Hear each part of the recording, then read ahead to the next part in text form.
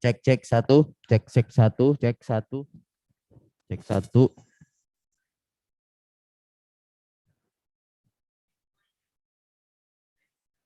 Cek satu, cek satu. Ngomong ya.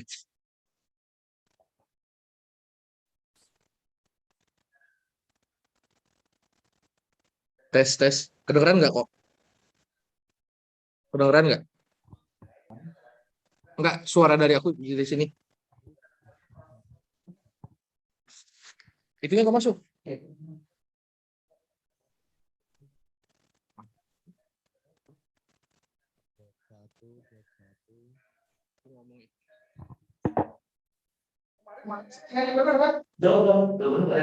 Coba dia nggak keluar di sini. Musik aja, musik aja. Oh ya, volume lah. Volume. Sini sini ini. Sorry kalau. Nah, kan? Volume. Cek satu, tes. Volumenya mana? Yang mana sih? Oh itu aja. Ya ini YouTube udah collect. YouTube collect minta aja kok buat ngetes YouTube.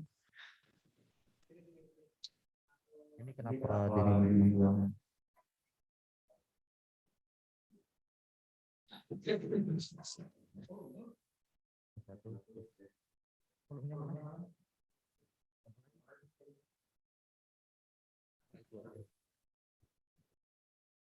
Coba ngomong. Coba kamu ngomong Kak dari luar Kak. Nggak masuk masa ke sini? Hah? Nggak masuk ke sini. Oh, handphonenya yang masalah.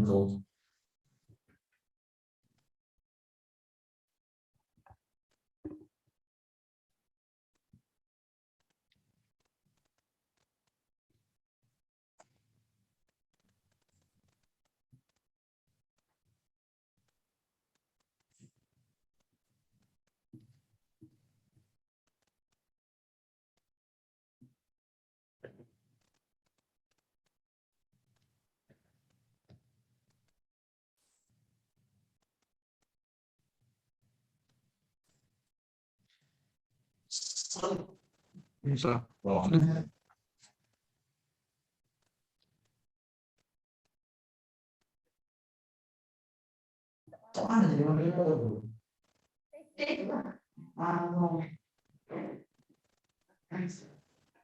Ini kau buka acara, sebelumnya kau baca intinya.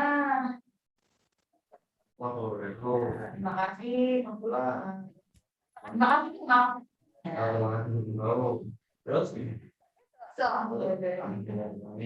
Perkenalkan, saya adalah pada acara ini. Sebelum kita mulai di acara, saya akan katakan narasumbernya itu ini baca dulu. Sudah, Agni. Silakan kau ke pemateri. Nanti sebelum itu aku berbagi sambil pemateri ini tanya jawab, atau setelah kamu pemateri selesai jelas itu jadi tanya jawab. Ya, nah gitu. Penonton balik.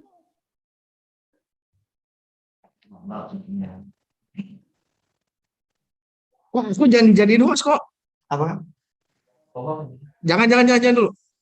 Ini lagi ngetes dulu. Nanti kalau udah fix baru. Iya. Udah. Aku udah buka YouTube-nya. Kayak aku ngetes dulu semua. Jadi tampilan apa ya? Tampilannya di YouTube kayak gimana gitu.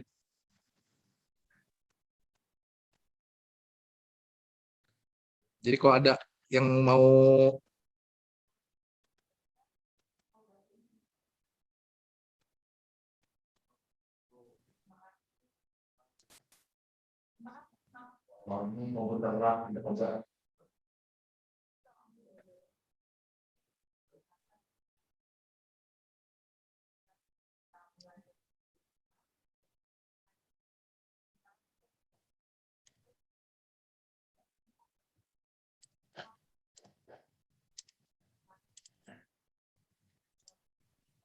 Ini komputernya. kenapa? Lelet ya?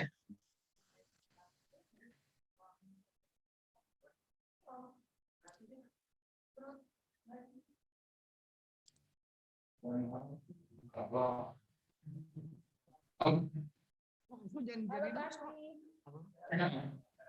Kak.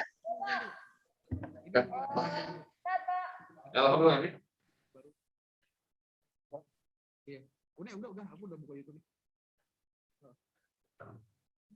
Ngetes dulu semua. Tampilannya di YouTube kayak gimana gitu. Thank you.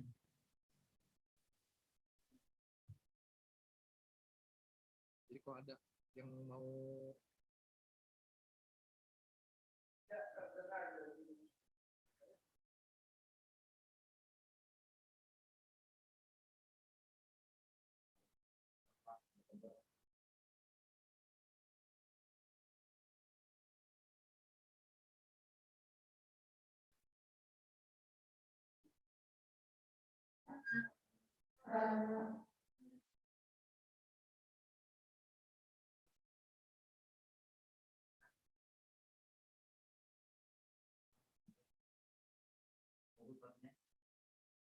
kenapa?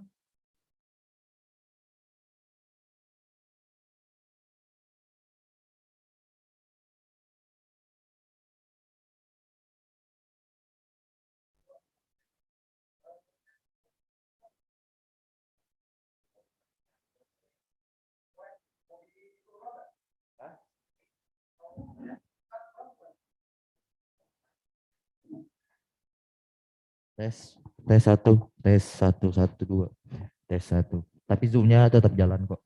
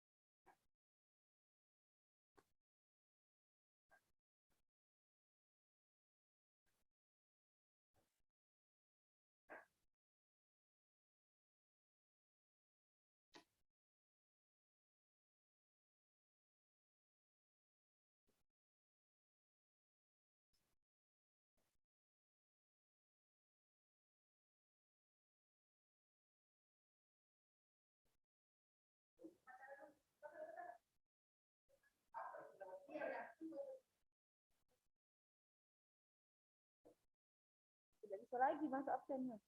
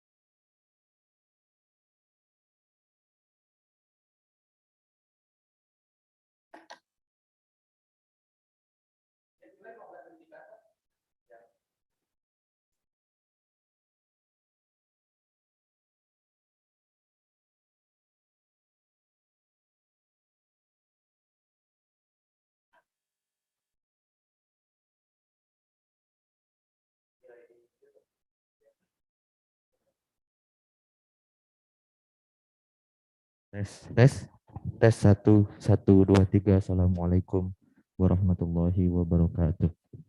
Assalamualaikum warahmatullahi wabarakatuh. Ya Pak.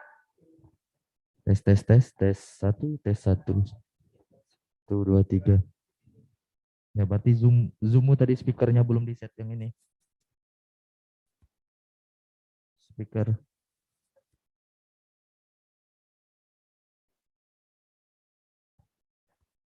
Tes satu, ya kan? Tes satu dua tiga. Ya.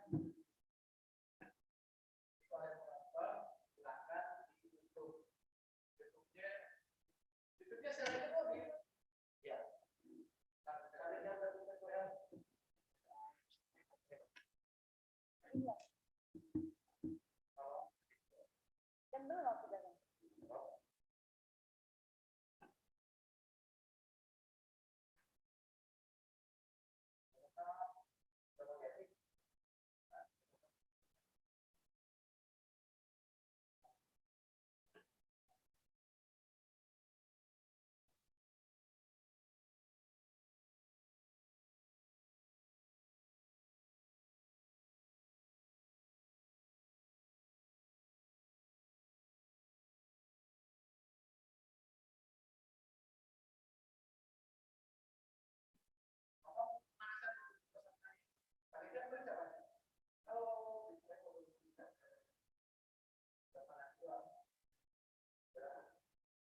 Halo, masuk halo.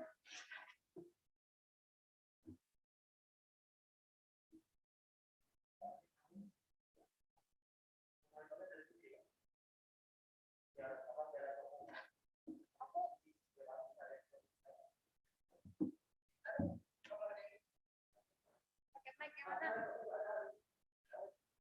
Oh.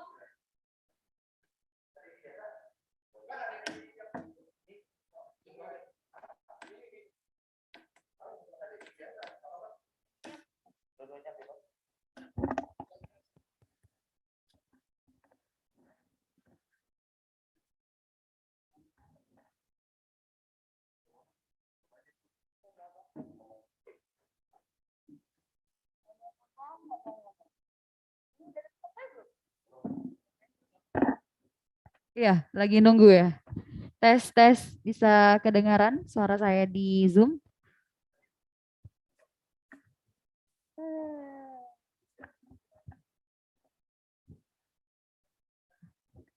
Pip, Pip.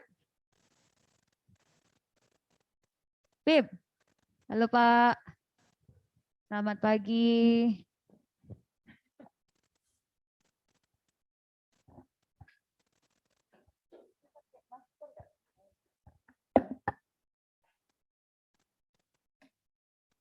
Mana sih? Kameranya mana sih?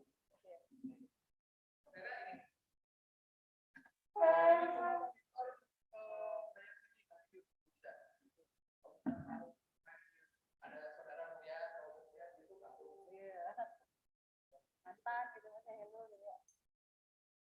Kok itu suara yang itu tadi boleh masuk ini enggak ya?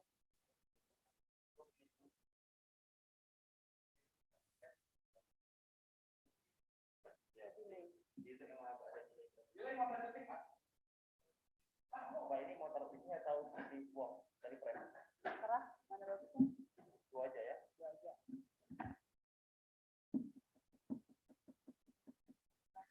Masuk banget gue.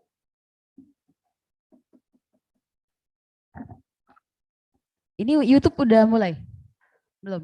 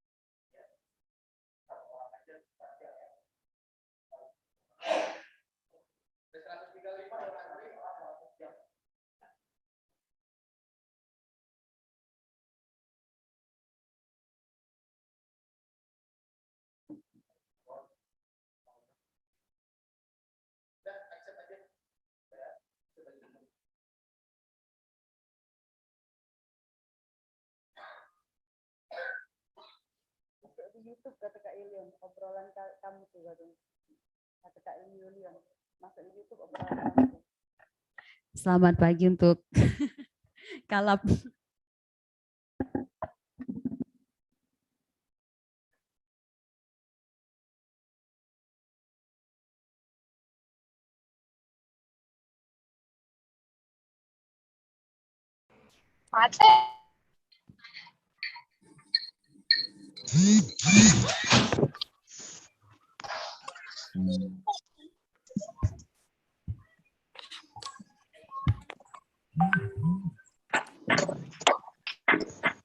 Tolong swipernya dikondisikan.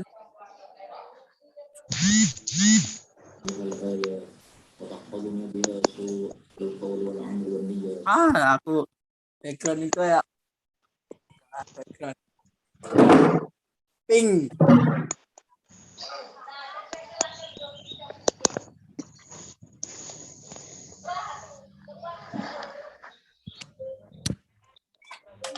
Hijau. Langsung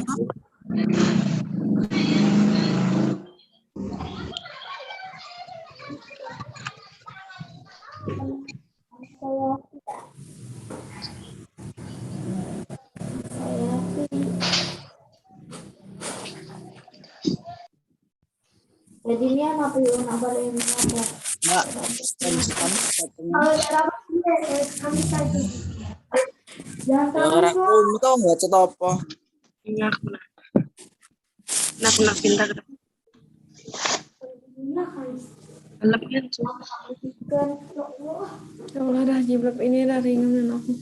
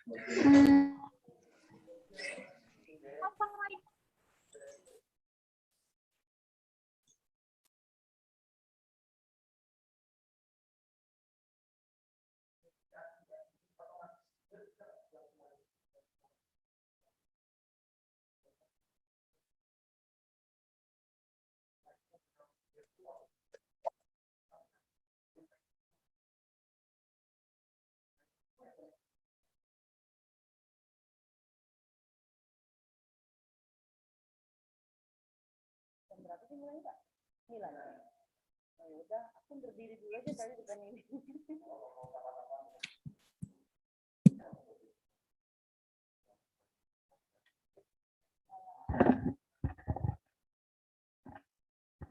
Kok delay banget sih di YouTube?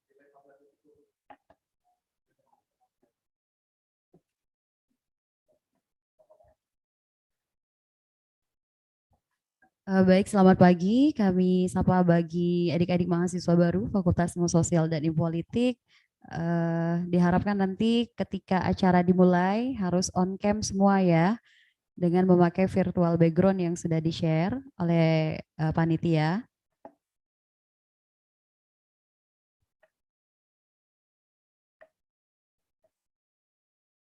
Ngomong apa lagi gue, coy?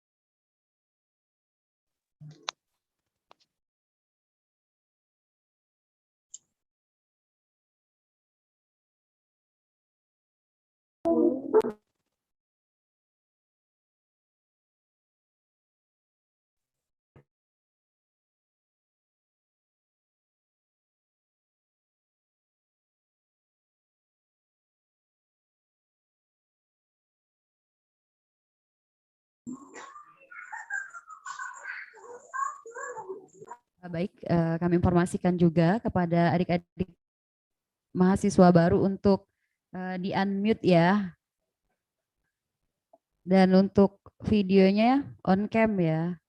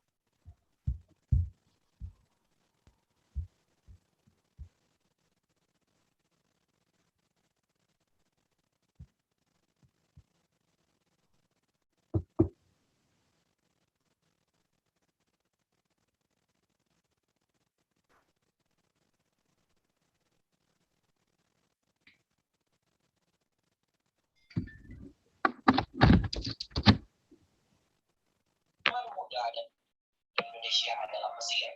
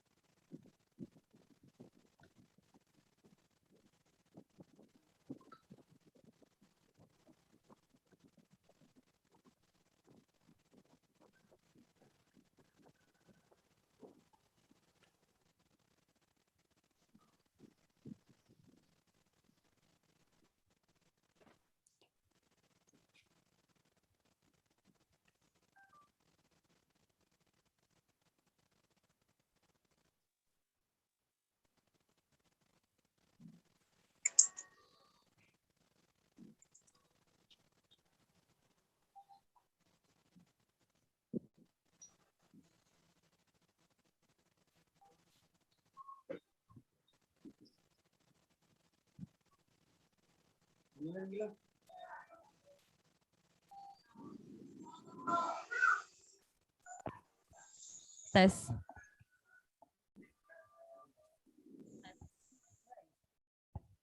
Baik Bapak Ibu hadirin yang berbahagia, acara akan segera kita mulai.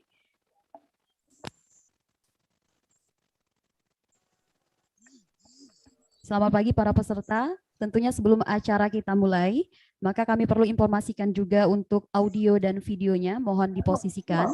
Untuk video on dan untuk audio di off-kan.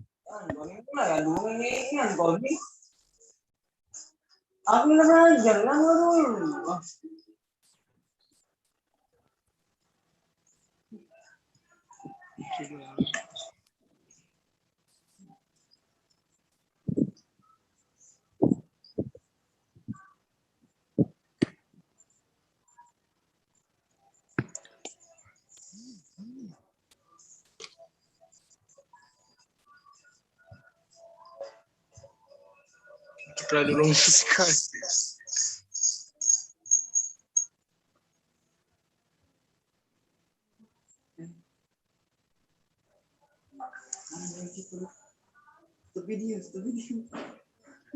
Mana Raira? Jelek lah, jadi Raira. Iya, isian. Pun ke betul.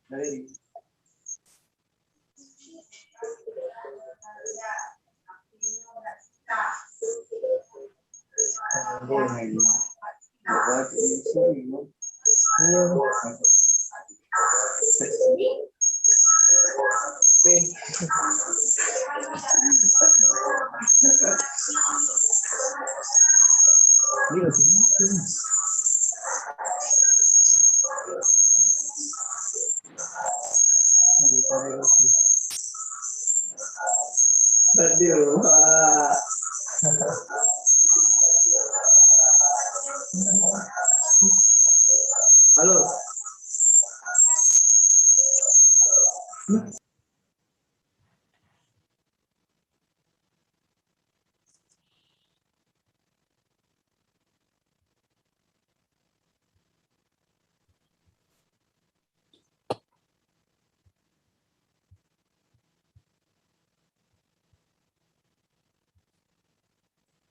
Mut.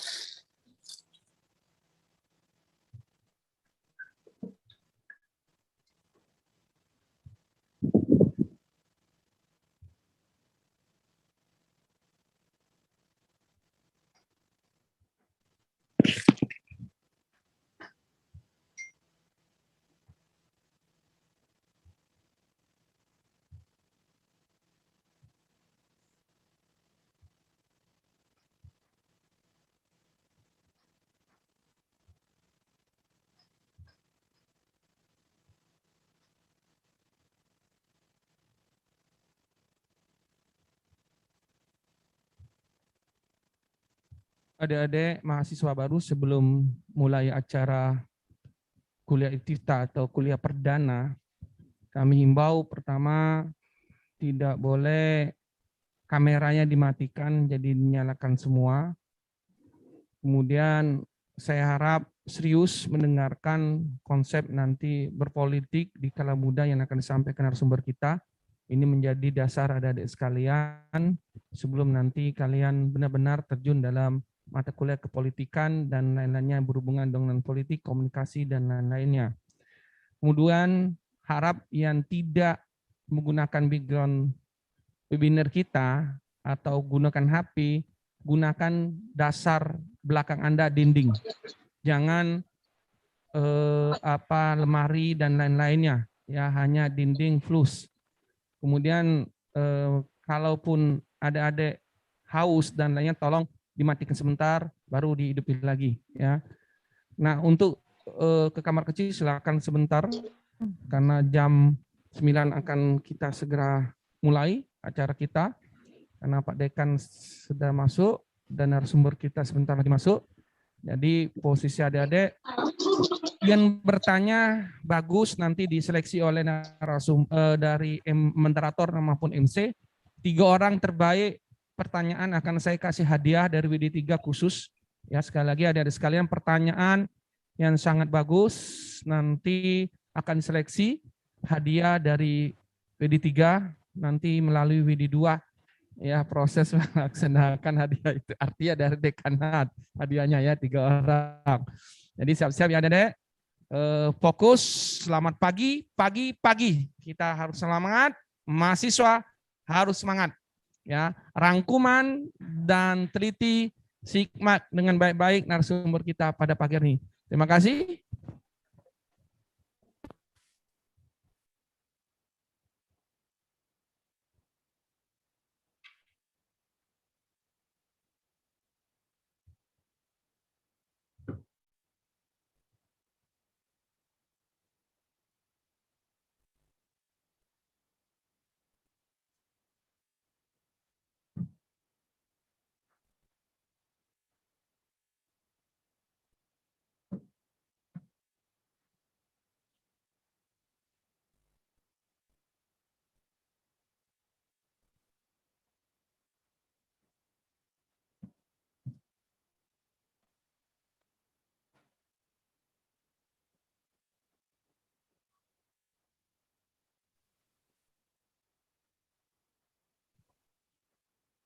Ini jumlah mahasiswa kita hampir 400, tapi jumlah yang masuk belum sampai 100 ya. Prof Dekan sudah masuk ya.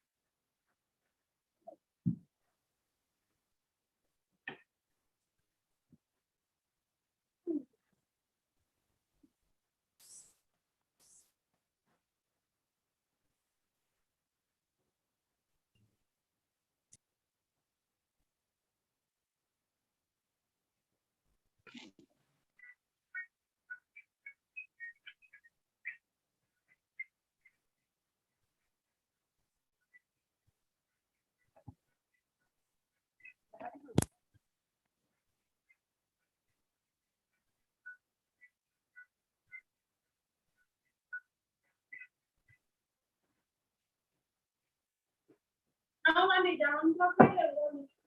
Yang profilnya di sini. Aku anak profilnya di sini guys.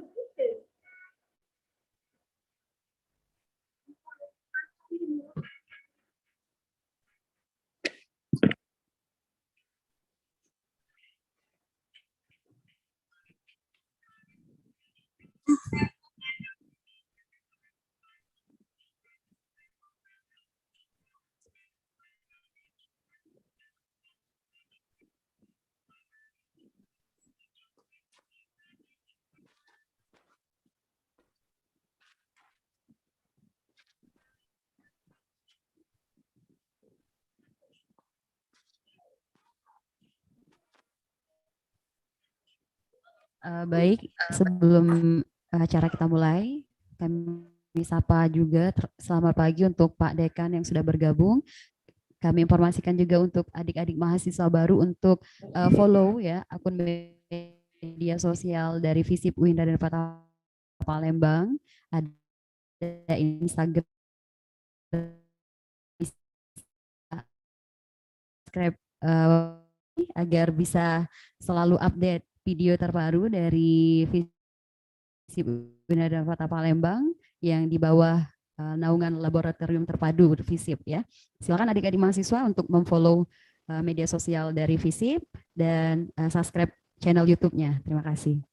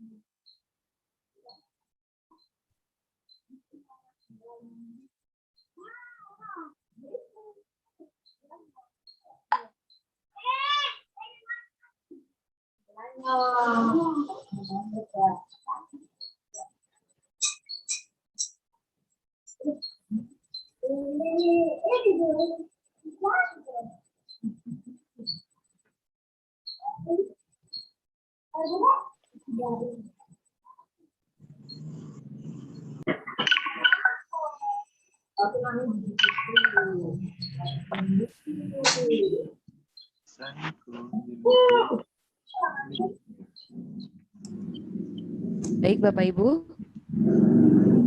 hadirin yang berbahagia, acara akan segera kita mulai. Sudah bergabung juga di Zoom meeting kita, narasumber hari ini. Kita mulai ya Pak Dekan. Bismillahirrahmanirrahim. Assalamualaikum warahmatullahi wabarakatuh. Waalaikumsalam. Untuk kita semua. Waalaikumsalam. Selamat pagi dan selamat bergabung yang terhormat Dekan Fakultas Ilmu Sosial dan Ilmu Politik, Profesor Dr. Haji Izomidin MA, yang kami hormati Wakil Dekan 1 FISIP UIN Raden Fatah Palembang, Bapak Dr. Rian Rizal MSI, yang kami hormati Wakil Dekan 2 Bapak Ainur Ropik MSI, yang kami hormati Wakil Dekan 3 Bapak Dr. Kun Budianto MSI.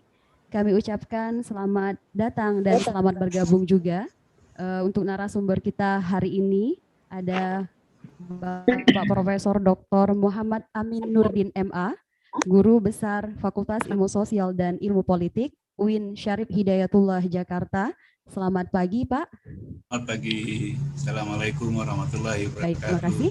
Kami hormati Senator Fakultas Ilmu Sosial dan Ilmu Politik Bapak Dr. Andes Haji Hambali MSI, yang kami hormati juga Kaprodi Ilmu Politik dan Ilmu Komunikasi beserta dosen dan karyawan Fakultas Ilmu Sosial dan Ilmu Politik UIN Raden Fatah Palembang, dan yang kami banggakan adik-adik mahasiswa baru Fakultas Ilmu Sosial dan Ilmu Politik Selamat datang dan selamat bergabung di Fakultas Ilmu Sosial dan Ilmu Politik UIN Raden Fatah Palembang. Alhamdulillahirrabbilalamin. Assalatu wassalamu ala asyrafil anbiya'i wal mursalin wa ala alihi wa sahbihi ajma'in amma ba'du.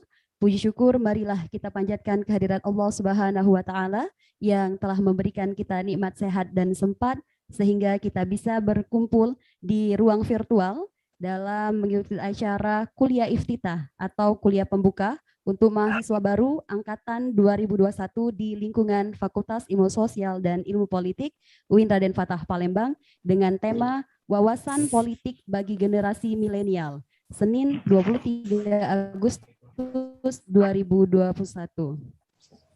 Salawat dan salam semoga selalu tercurahkan keharibaan kita, junjungan kita Nabi besar Muhammad Sallallahu Alaihi Wasallam beserta keluarga, sahabat, dan para pengikutnya hingga akhir zaman. Bapak Ibu hadirin yang kami banggakan, mahasiswa baru Fakultas Ilmu Sosial dan Ilmu Politik yang kami banggakan, dengan sangat antusias sekali. Pada kesempatan hari ini perkenalkan saya Putri Citra Hati akan membantu acara webinar hari ini hingga akhir nanti. Baik, untuk acara pertama yaitu pembukaan guna mengharap rahmat dan ridho dari Allah Subhanahu wa taala, marilah kita buka acara ini dengan bersama melafazkan lafaz basmalah. Bismillahirrahmanirrahim. Baik, Bapak Ibu hadirin peserta webinar yang kami hormati, acara selanjutnya yaitu sambutan sekaligus membuka acara oleh Dekan Fakultas Ilmu Sosial dan Ilmu Politik yang terhormat Profesor Dr. Haji Izomidin MA, disilahkan. Izin, Prof. Amin. Halo. Ya, Assalamualaikum. Assalamualaikum, Prof. Waalaikumsalam. Sama-sama, Prof. Oke. Terima kasih. Bismillahirrahmanirrahim. Assalamualaikum warahmatullahi wabarakatuh. Waalaikumsalam warahmatullahi wabarakatuh. Innal hamdalillah wa syukrulillah wassalatu wassalamu ala Rasulillah la haula wala quwwata illa billah wa ba'd. Pertama-tama tentu ya syukur alhamdulillah pada pagi ini kita dapat bertemu walaupun melalui udara. Untuk itu pertama kali salam hormat kita semua kepada narasumber kita Bapak Profesor Dr. Muhammad Aminuddin MA. Assalamualaikum Prof. Waalaikumsalam. Terima kasih telah berkenan bergabung dengan Visi UIN Fatah Palembang dalam acara kuliah iftitah sebagai mengawali kegiatan perkuliahan pada tahun akademik tahun Ghazal 2021-2022. Mudah-mudahan ya Prof dalam keadaan ya senantiasa dalam keadaan walafiat, tak kurang suatu apapun. Amin ya rabbal alamin. Juga yang saya hormati pimpinan FISIP. Di sini hadir Wakil Dekan 1, Dr. Yan Rizal, Wakil Dekan 2, Pak Ainur Rafiq, dan Wakil Dekan 3, Pak Dr. Kududianto. Juga hadir Kaprodi, 2 Kaprodi beserta jajarannya, Kaprodi Ilmu Politik dan Kaprodi Ilmu Komunikasi. Juga hadir para dosen, ya, tenaga pendidik, dan juga hadir para pelaksana acara.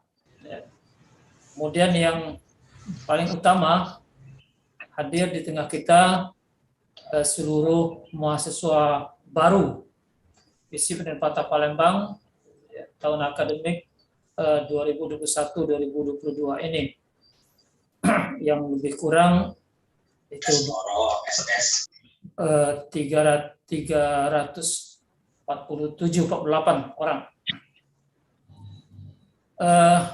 Tentu dalam kesempatan ini ya saya selaku dekan sekali lagi mengucapkan selamat datang pada Prof. Amin. Teman-teman sekalian, narasumber kita ini Bapak Prof. Muhammad Aminuddin ini adalah teman akrab saya ketika bersama-sama kuliah ya di pasca UIN Syahid Jakarta. Walaupun ketika itu beliau adalah tuan tanah ya, saya yang ngandon datang ke Ciputat ketika itu.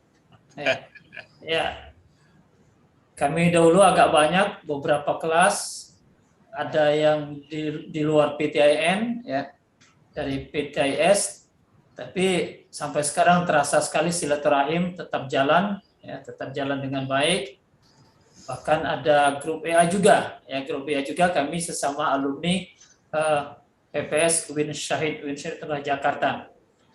Nah, inilah makna silaturahim, tidak hanya sebatas ketika masih sedang bersama-sama di bangku kuliah, tapi setelah itu juga silaturahim terjalan dengan baik. Nah, inilah yang perlu salah satu oleh adik-adik mahasiswa baru kita, ya bagaimana sembari belajar juga menjalin silaturahim ya dengan sesama, dengan dosen, dengan seluruh tenaga kependidikan, dan juga tentu tak kalah pentingan dengan sesama adik dari para mahasiswa baru. Nah, sekali lagi kami ucapkan selamat datang, kami juga ucapkan selamat datang kepada adik seluruh mahasiswa baru ya, yang berjumlah lebih dari 300-an yang saya sebutkan tadi. Welcome ya, studying at FISIP Universitas Palembang, dan sekali melangkahkan kaki pantang surut ke belakang, pasang tekad ada di semua, tidak ada istilah tidak mampu, tidak ada istilah tidak berhasil, semuanya tergantung pada niat dan tekad, keuletan ada di semua selama melaksanakan perkuliahan sampai dengan selesai di FISIP Universitas Palembang ini. Memang ini Prof. Amin, ada di kita berasal banyak sekali dari luar kota Palembang. Ya. Di luar kota Palembang, ya. Bahkan sekarang juga yang ikut Zoom juga, banyak juga yang di luar kota Palembang. Nah, tapi saya yakin tempat yang agak jauh tidak mengurangi ada di mengikuti acara kuliah kita ini. Kuliah kita artinya kuliah pembukaan adik-adik ya. Iftitah itu bahasa Arab, mungkin ada adik-adik dari umum begitu kan. Kuliah iftitah artinya kuliah pembukaan mengawali perkuliahan ya. Yang kemarin di tingkat universitas Senin yang lalu telah dilaksanakan kuliah iftitah, dan ini kuliah iftitah mengawali langsung dari fakultas. Nah, karena itu kepada adik-adik mahasiswa baru juga kepada teman-teman yang lain kiranya dapat mengikuti perkuliahan ini dengan sebaik-baiknya. Kita sharing pengetahuan dan sharing wawasan. Ya, jarang-jarang kita mendatangkan narasumber ya di luar kita. Tentu kita sambut baik ya, dan kita manfaatkan kesempatan dengan sebaik-baiknya. Pada Prof. Amin, ada hal-hal yang kurang berkenan atau kekurangan dalam penyelenggaraan ini, tentu saya mohon maaf yang sebesar-besarnya.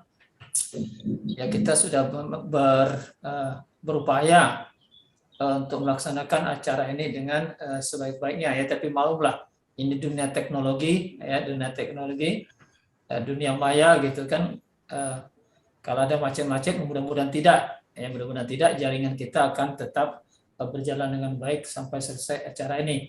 Kepada panitia penyelenggara pelaksana penyelenggaraan iftitah ini ya, saya ucapkan terima kasih yang telah berupaya untuk men-setting, menata sehingga acara ini mudah-mudahan akan terlaksana dengan baik sampai dengan tuntas.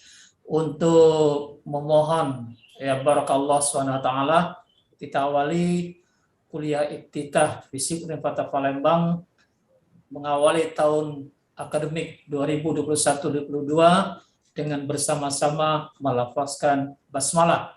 Bismillahirrahmanirrahim. Keinginan baik kita Allah SWT. Terima kasih. Walafunkan walhadilah sabil-sabil. Walawafik subhanahu wa ta'ala. Wassalamualaikum warahmatullahi wabarakatuh. Waalaikumsalam warahmatullahi wabarakatuh. Baik, terima kasih kepada Pak Dekan, Profesor Dr. Haji Izamuddin MA. Baik Bapak Ibu hadirin yang kami hormati, adik-adik mahasiswa baru yang kami banggakan, sebelum dimulai acara seminar pada kesempatan pagi hari ini, saya akan perkenalkan terlebih dahulu moderator kita yang akan pandu acara kuliah iftitah pada pagi hari ini. Beliau bernama Afif Wawam.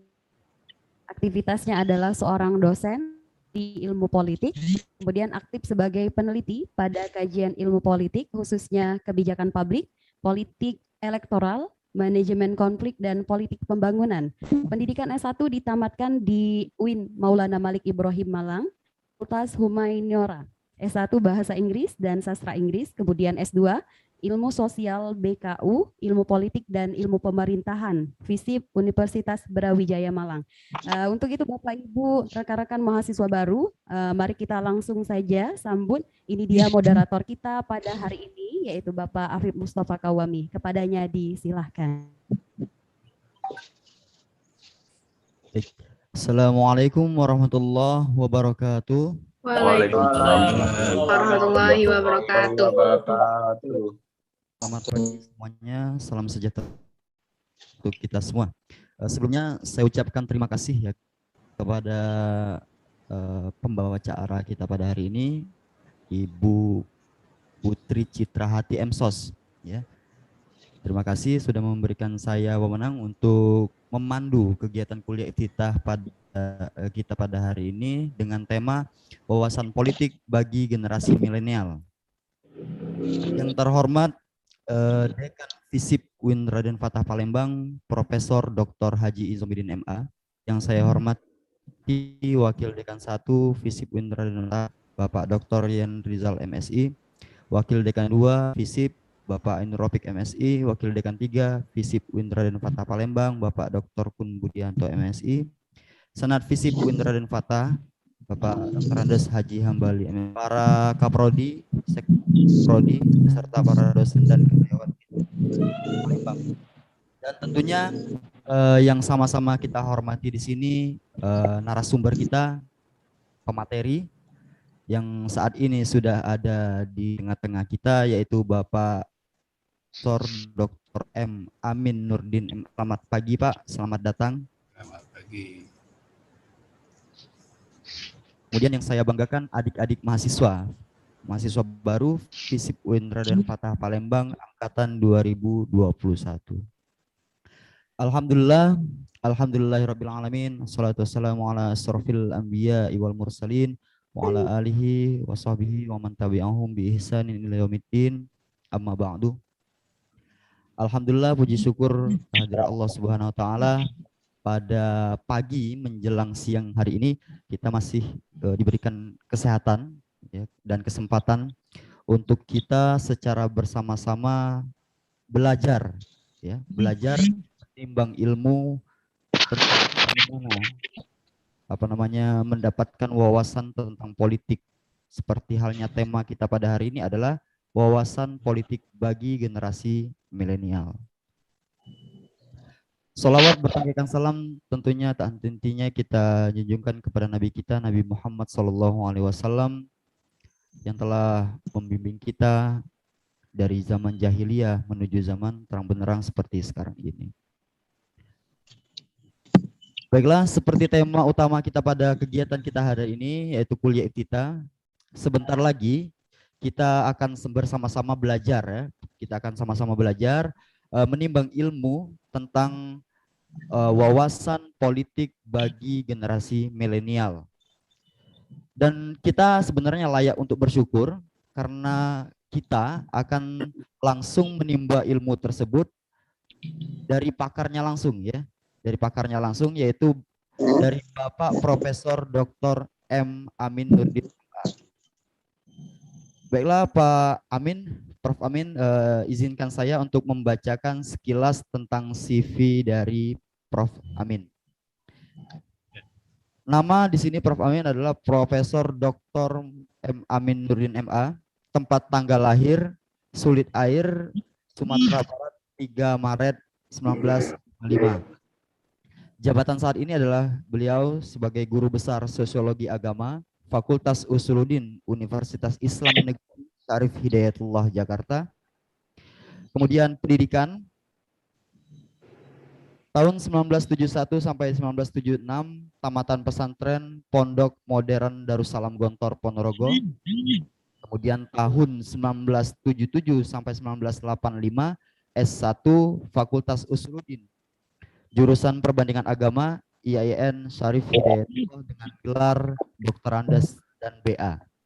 Kemudian tahun 1990 sampai 1992 beliau menyelesaikan studi S2-nya dalam program pemikiran Islam di IAIN Syarif Hidayatullah in Ciputat.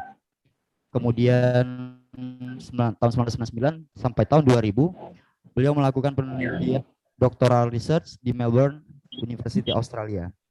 Dan tahun 2007 doktor pemikiran Islam Sekolah Pasca Sarjana Universitas Islam Negeri Syarif Hidayatullah Jakarta dengan judul disertasi Islam dan Multikulturalisme di Australia.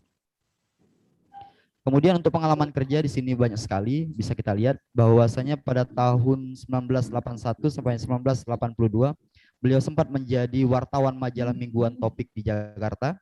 Kemudian tahun 1993 sampai 1994 beliau merupakan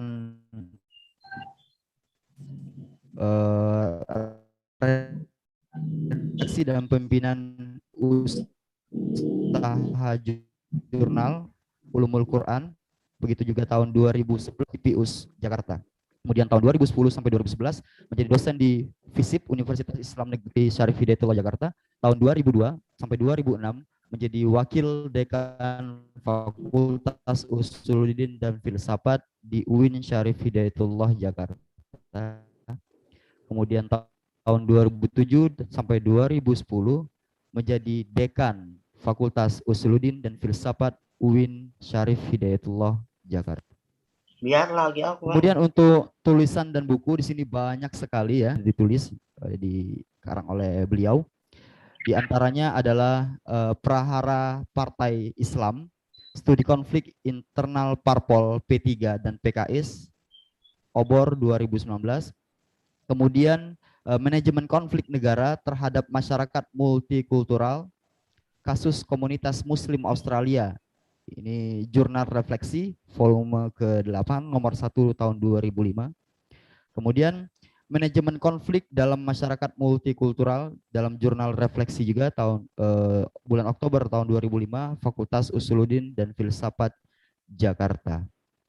Baiklah, itulah CV singkat dari Bapak Profesor Dr. M. Amin Nurdin MA. Kemudian tanpa berlama-lama lagi ya,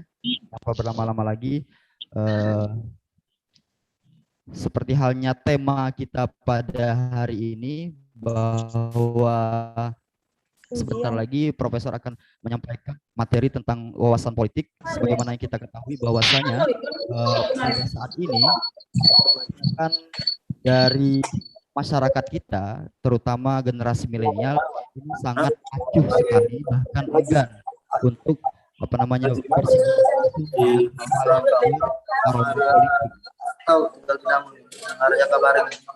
Hal ini tentunya didasari oleh beberapa faktor. Salah satunya adalah adanya stigma negatif dunia politik di tengah-tengah masyarakat adalah generasi milenial. Mohon maaf, silakan peserta lainnya di mute ya. Mikrofonnya di mute untuk peserta yang lain. Zoom. Silakan di mute dulu untuk peserta yang lain.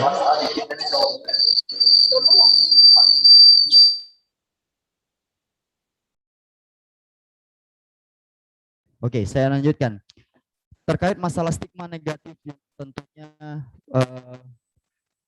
di tengah-tengah masyarakat kita terjadi keacuhan ya, ketidakinginan masyarakat kita untuk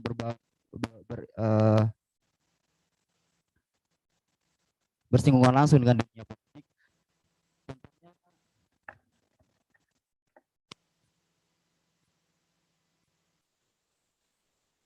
Tentunya ini perlu diluruskan ya, masyarakat kita tentunya khususnya bagi generasi milenial tentunya harus paham bahwasanya yang namanya politik ini tidak selalu negatif. Politik yang sebenarnya itu seperti apa? Tanpa berlama-lama lagi, saya persilakan kepada Bapak Profesor Dr. bagi generasi milenial. Kepada Bapak Profesor Dr. M. Aminuddin MA, disilahkan.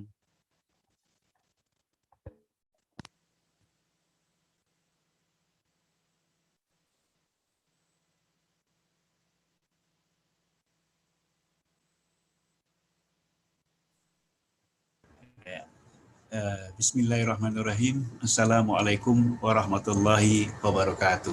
Waalaikumsalam warahmatullahi wabarakatuh. Waalaikumsalam warahmatullahi wabarakatuh.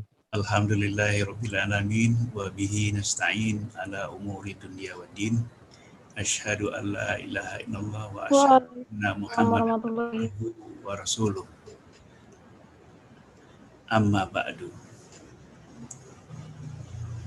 Terhormat, ini teman saya juga, Dekan FISIP UIN Fakultas FISIP Raden Patah Palembang, yang saya banggakan. Yang terhormat para wakil dekan, yang terhormat kepala bagian kepegawaian, para guru besar dan dosen-dosen yang saya hormati, dan yang saya banggakan para adik-adik mahasiswa baru FISIP Fakultas Ilmu Sosial dan Ilmu Politik Raden Patah UIN Palembang. Alhamdulillah, meskipun sekarang ini pandemi, tetapi kita semua dapat bertemu gitu lah. Meskipun jaraknya jauh, tapi kita dengan berkah teknologi digital, dengan daring, kita bisa bertemu. Makanya dengan adik-adik semua, saya merasa terhormat ini Profesor Pak Dekan, Profesor Isamuddin, bisa bertemu dengan adik-adik calon mahasiswa yang kita cintai. Alhamdulillah, tak kenal maka tak sayang, meskipun jauh dekat di hati. Nah, inilah kira-kira apa pada siang hari ini kita bisa bicarakan tentang wawasan politik kaum milenial di era globalisasi. Jadi pada katakanlah masih pagi ya, masa pagi hari ini saya coba akan berbagi pengalaman saja dengan adik-adik semua, bahwa saya termasuk Pak Dekan, Pak Wakil Dekan, dulu kita juga mahasiswa seperti Anda semua gitu. Sama saja gitu kira-kira, cuman berbeda. Waktu, tantangan juga berbeda. Nah, seperti dikatakan oleh Pak Dekan tadi, dulu saya dengan Pak Dekan sama-sama kuliah di Pasca Sarjana UIN Jakarta, tetapi kemudian saya melanjutkan untuk disertasi, melanjutkan ke Universitas Melbourne di Australia, meneliti tentang Islam dan multikulturalisme di Australia, semacam Islam dan Pancasila lah. Jadi sangat berkaitan dengan politik. Begitu juga tahun 2016, Pak Dekan, saya kebetulan menjadi peneliti tamu di Universitas Marburg di Jerman. Jadi meneliti kembali politik lagi yang saya teliti. Jadi kebijakan negara terhadap kebijakan negara.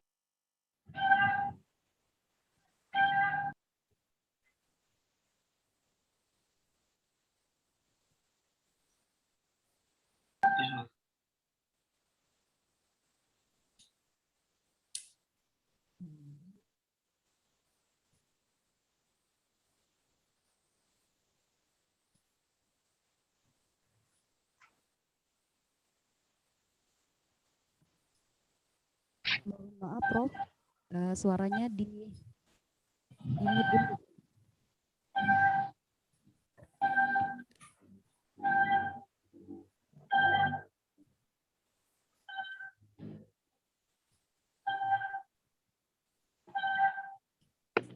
Mohon maaf Prof. Prof Amin, mohon maaf. Jangan di-mute, Prof. Itu di-mute, Prof. Kok di-mute lagi ya? Iya, Baik. iya. Udah kedengaran sekarang? Iya, iya. Udah berapa lama di mute nih? Ya Prof. Hah? Ada setengah detik itu ada. Setengah detik ya, kok tiba-tiba ya ini ada kemajuan, ada gangguan teknologi ya, biasa itu ada gangguan. Ya, semoga ini tidak ada sinyalnya, tidak putus-putus ya. Ini kira-kira. Jadi saya hanya akan berbagi dengan adik-adik semuanya pengalaman kami ya, saya Pak Dekan bagaimana menjadi mahasiswa sehingga kemudian bisa mencapai gelar S2, gelar S3, ya, bahkan sekarang ini punya jabatan tinggi yaitu profesor. Yang pertama saya kira nih Pak Dekan, bagi adik-adik semua ini adalah ada berapa orang Pak Dekan semuanya nih Pak Dekan yang diterima mahasiswa baru? 300-an Pak. 300 ya, 340-an ya, 348. Luar biasa ini. Serta penerimaannya 330-an ya Pak ya. Nah, ya. Saudara-saudara, adik-adik semua ini, saudara-saudara ini adalah kalau di dalam bahasa Arab itu disebut dengan al-mukhtarun. Orang yang terpilih, ya, orang-orang yang terpilih. Coba saudara bayangkan, yang mendaftar tiap tahun itu untuk calon mahasiswa itu ada sekitar 400 ribuan lebih. Paling banyak diterima paling 250 ribuan, baik itu di universitas negeri maupun swasta. Jadi ada sekitar 150 ribuan lebih yang tidak diterima jadi jadi mahasiswa. Oleh karena itu, saudara-saudara, adik-adik semua ini yang masuk ke FISIP ini adalah orang-orang yang terpilih, ya. Orang terpilih untuk menjadi calon intelektual. Nah, ini perlu saudara syukuri bahwa saudara, adik-adik semua berhasil memasuki dunia perguruan tinggi. Kita tidak tahu 150 ribuan lebih yang lain itu kemana perginya. Apakah mereka menganggur, putus sekolah, dan sebagainya. Oleh karena itu, adik-adik semua bersyukur dan bertekad dan memanfaatkan waktu kuliah ini sebaik mungkin dan tamat pada waktunya. Ini yang kita harapkan dari adik-adik semua sebagai sebuah kesadaran bahwa saya ini calon mahasiswa baru adalah orang-orang yang terpilih. Setuju nggak adik-adik semuanya orang terpilih? Ya, mudah-mudahan ini menjadi kesadaran ya bahwa saudara-saudara adalah menjadi orang terpilih. Kenapa orang terpilih? Karena saudara-saudara semuanya ini adalah calon-calon pemimpin masa akan datang, penentu harapan bangsa ke depan. Paling tidak 20 tahun atau 25 tahun lagi atau 15 tahun lah paling tidak saudara akan memimpin bangsa ini. Nah, saudara adik-adik tahu nggak kira-kira siapa sih pemimpin-pemimpin bangsa ini?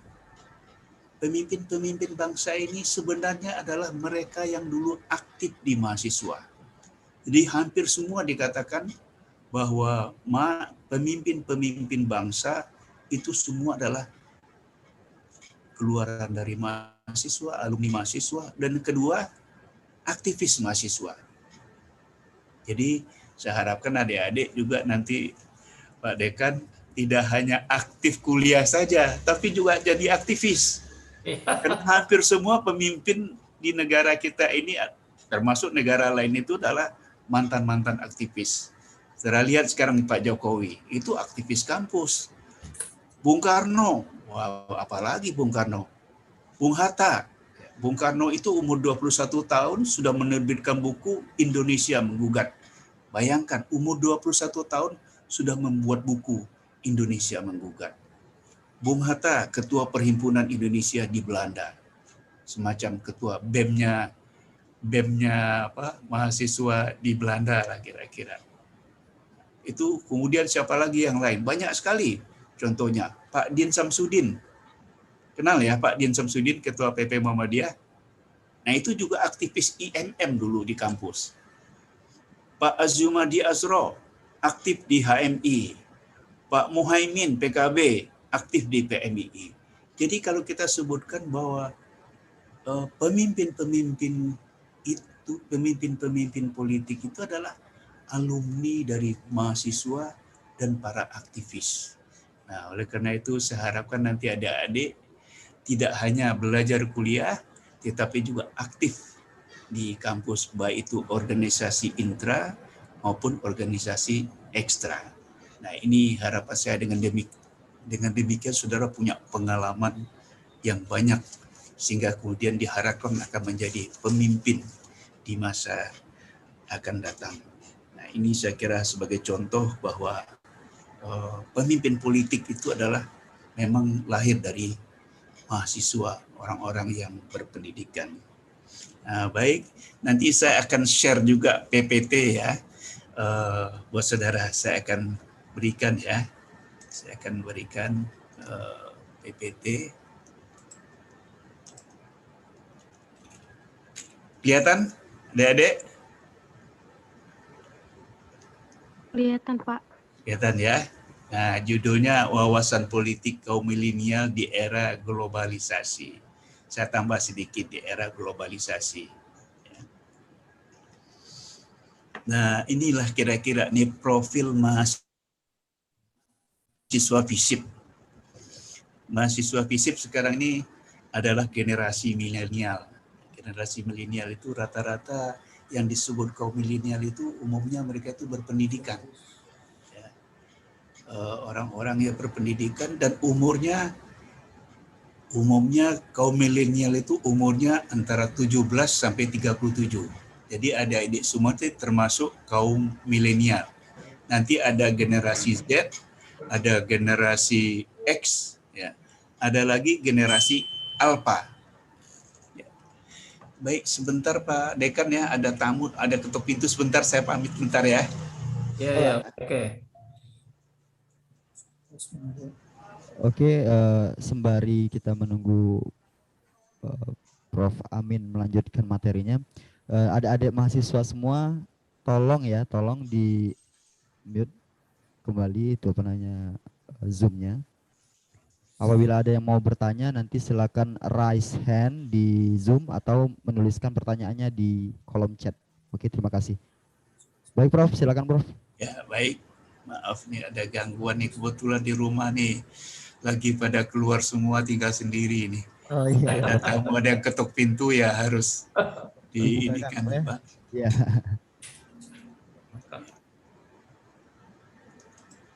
Baik, jadi ini kira-kira profil mahasiswa FISIP ya, generasi milenial, umurnya antara 17 sampai 37 tahun. Jadi adik-adik termasuk kaum milenial.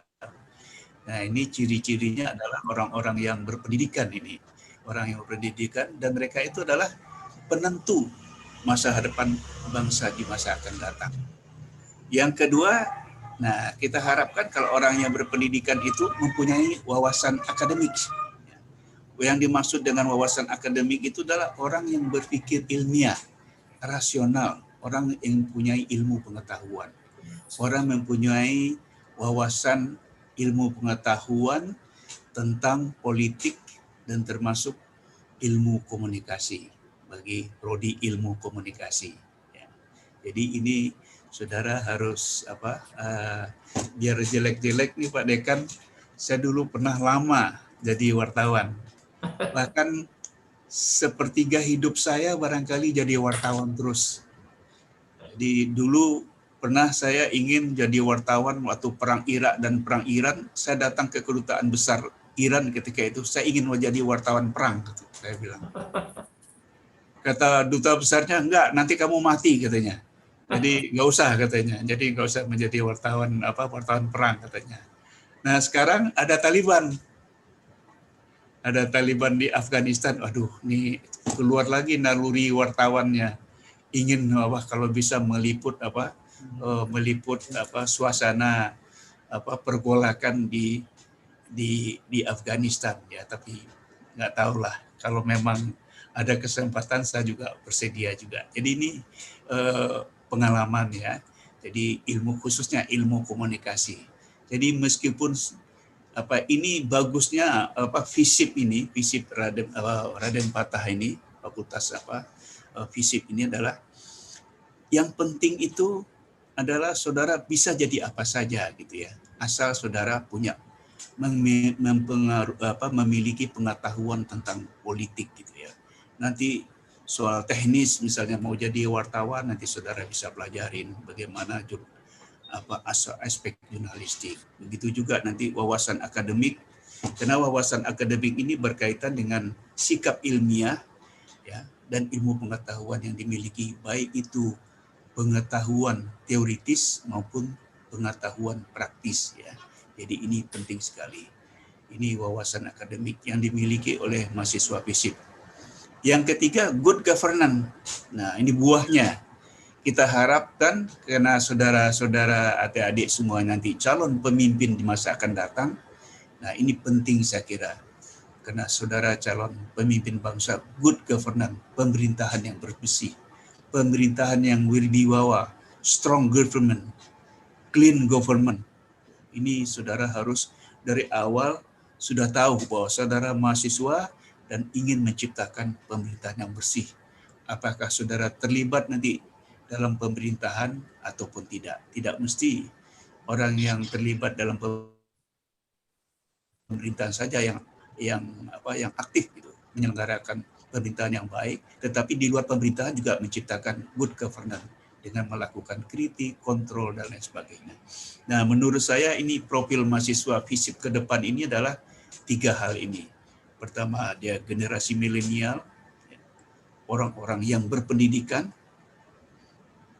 dan umumnya orang-orang generasi milenial ini Pak Dekan nggak cukup S1 umumnya milenial.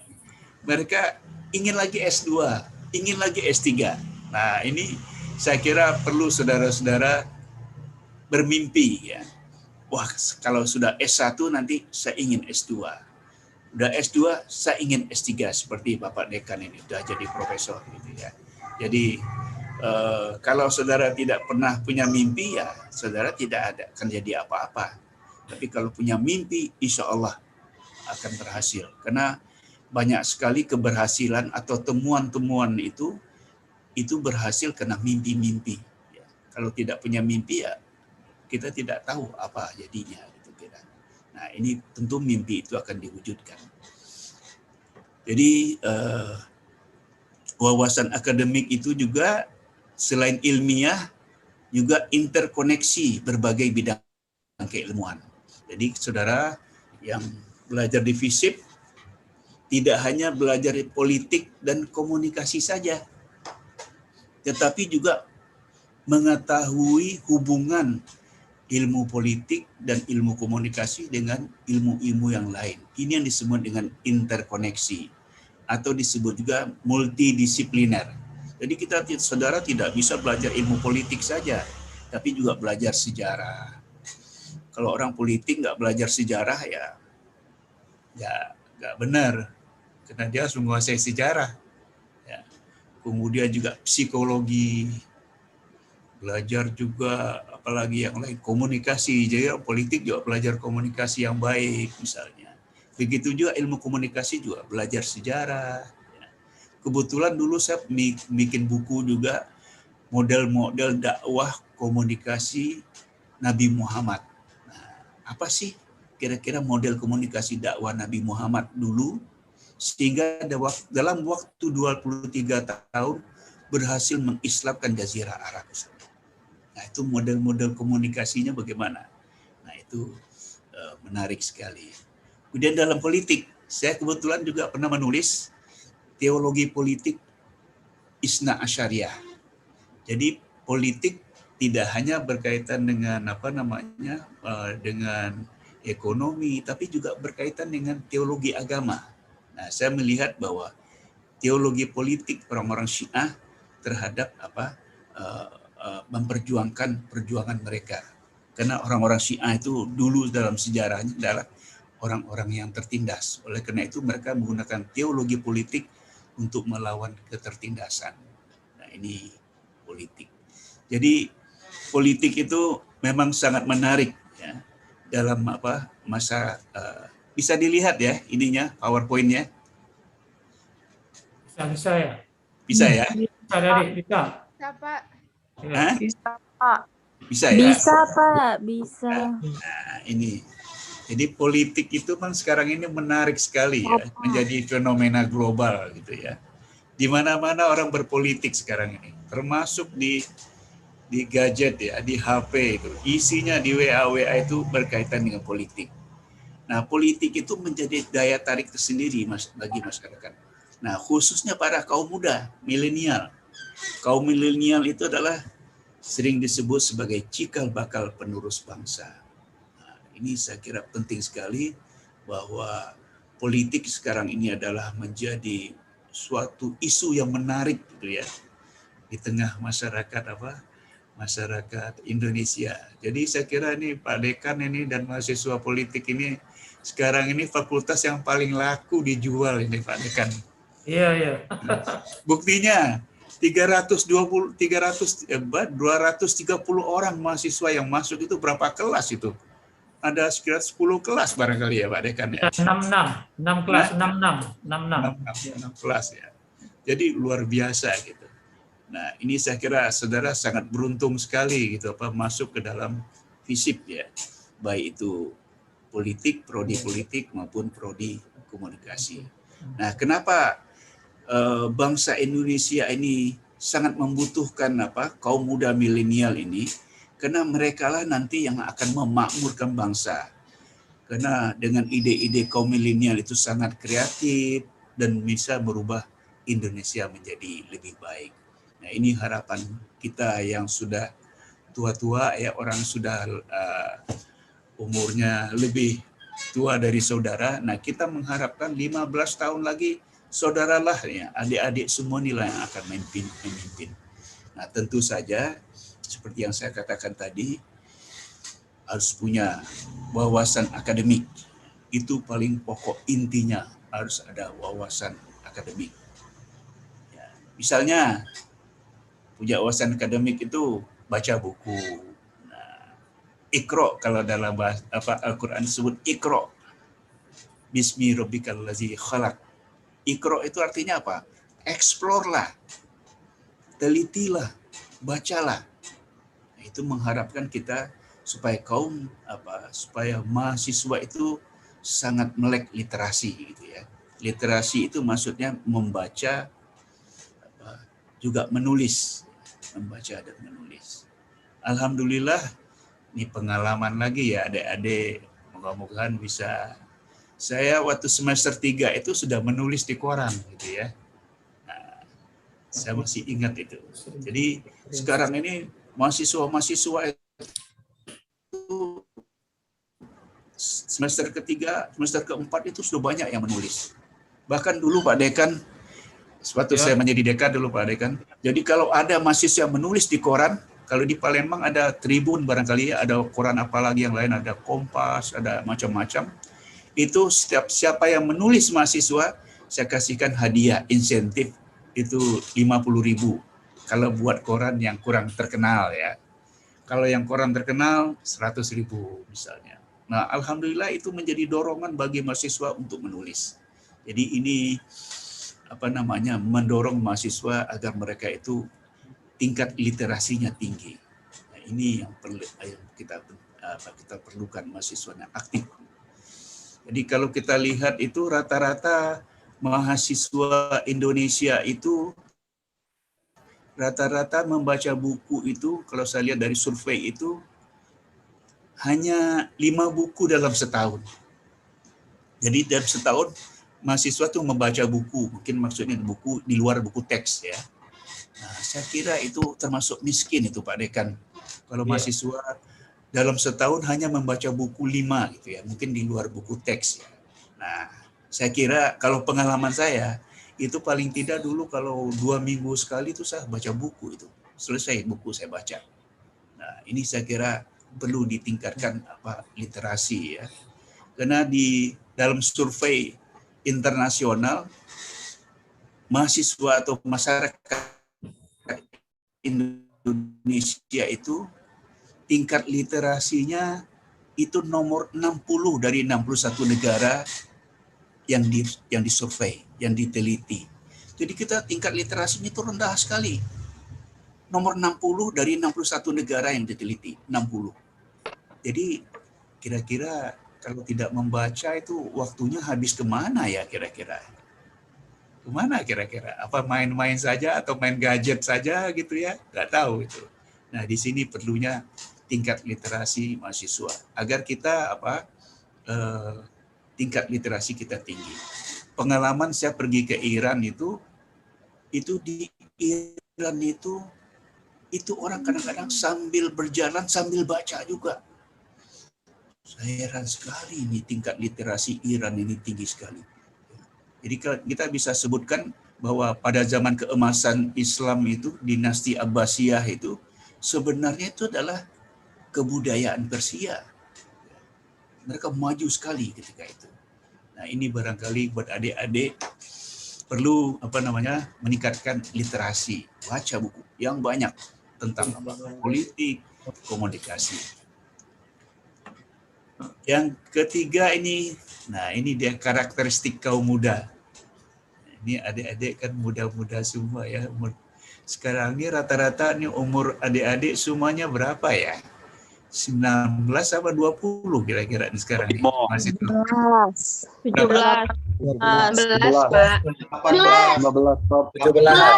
15, 17. Rata-rata 18 barangkali ya? 18, Pak. 17. 17 juga ada. Waduh, luar biasa. 16, Pak. 16 juga ada juga. Waduh, luar 15, biasa. Prof.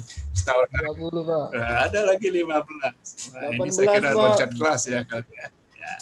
Nah, sekarang kita pengen tahu kira-kira apa sih karakteristik kaum muda.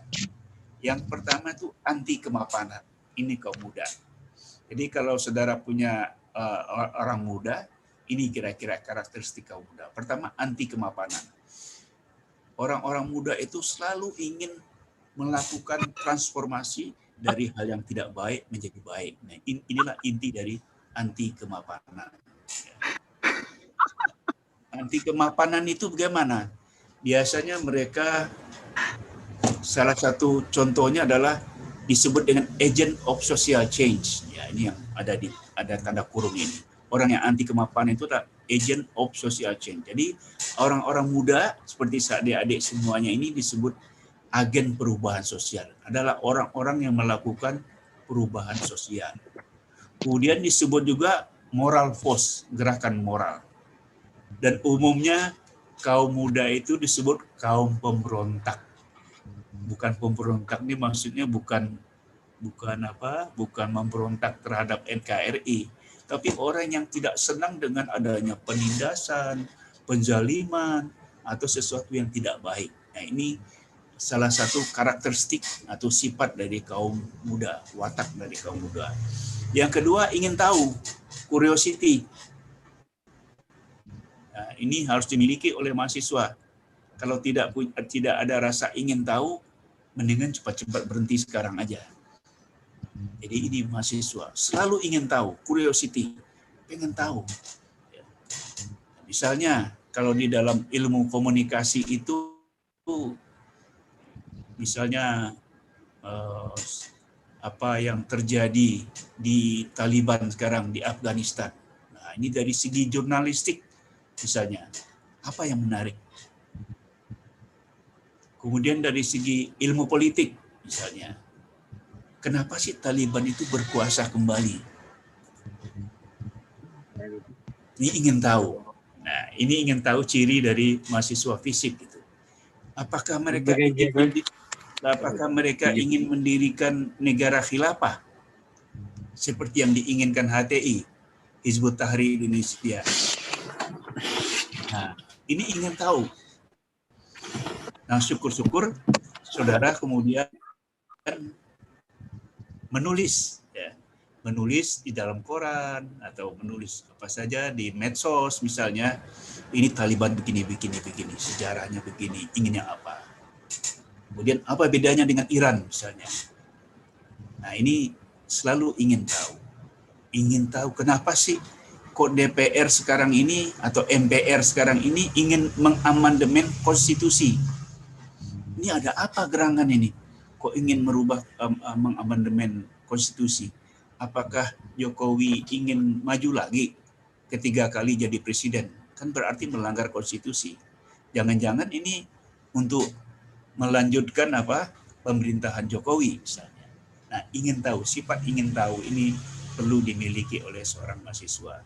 Yang ketiga, melek teknologi digital. Nah, saya kira sekarang mahasiswa ini tidak ada yang nggak punya HP ya. Pasti punya HP semua. Apalagi di zaman di zaman pandemi ini. Karena bagaimanapun saya tidak tahu apakah September ini apakah kuliah offline atau online. Moga-mogahan offline ya. Moga-mogahan jadi kita bertemu muka antara dosen dengan mahasiswa. Karena sudah hampir 1,5 tahun ini kita tidak pernah bertatap muka dengan mahasiswa ya, moga-mogahan. Ya. Kemudian keempat, suka meniru, imitatif. Nah, ini sifat ada anak muda, suka imitatif. Suka meniru hal-hal yang positif dan negatif, suka meniru Korea pop Korea misalnya, suka meniru model-model, ada rambut, pakaian, itu sifat dari kaum milenial, pakai Levi's ya dan lain sebagainya, pakai blue jeans dan sebagainya. Yang kelima, emosional. Nah, ini karena mahasiswa itu masih umur ada tadi 16, 18 ya, 19. Ini biasanya belum stabil ya. Kondisi psikologi belum stabil, biasanya lebih suka emosional. Nah, ini saudara sebagai seorang mahasiswa harus bisa menahan diri, sudah mulai beranjak dewasa. Yang keenam, kritis. Nah, ini mahasiswa selalu harus kritis ya, karena bagaimanapun mahasiswa kalau tidak kritis ya itu berarti dia tidak memenuhi tanggung jawab dia sebagai agent of social change, orang-orang yang terdidik untuk merubah masyarakat lebih baik gitu ya, atau pemerintahan yang baik. Kemudian nah, ini kalau kita lihat ini jumlah penduduk Indonesia, ini keunggulan generasi milenial itu ada 270 juta.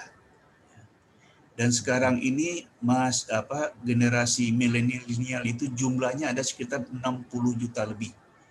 Jadi kita prediksi nanti tahun 2024 itu sekitar 60 sampai 80 juta pemilih adalah kaum muda, kaum milenial.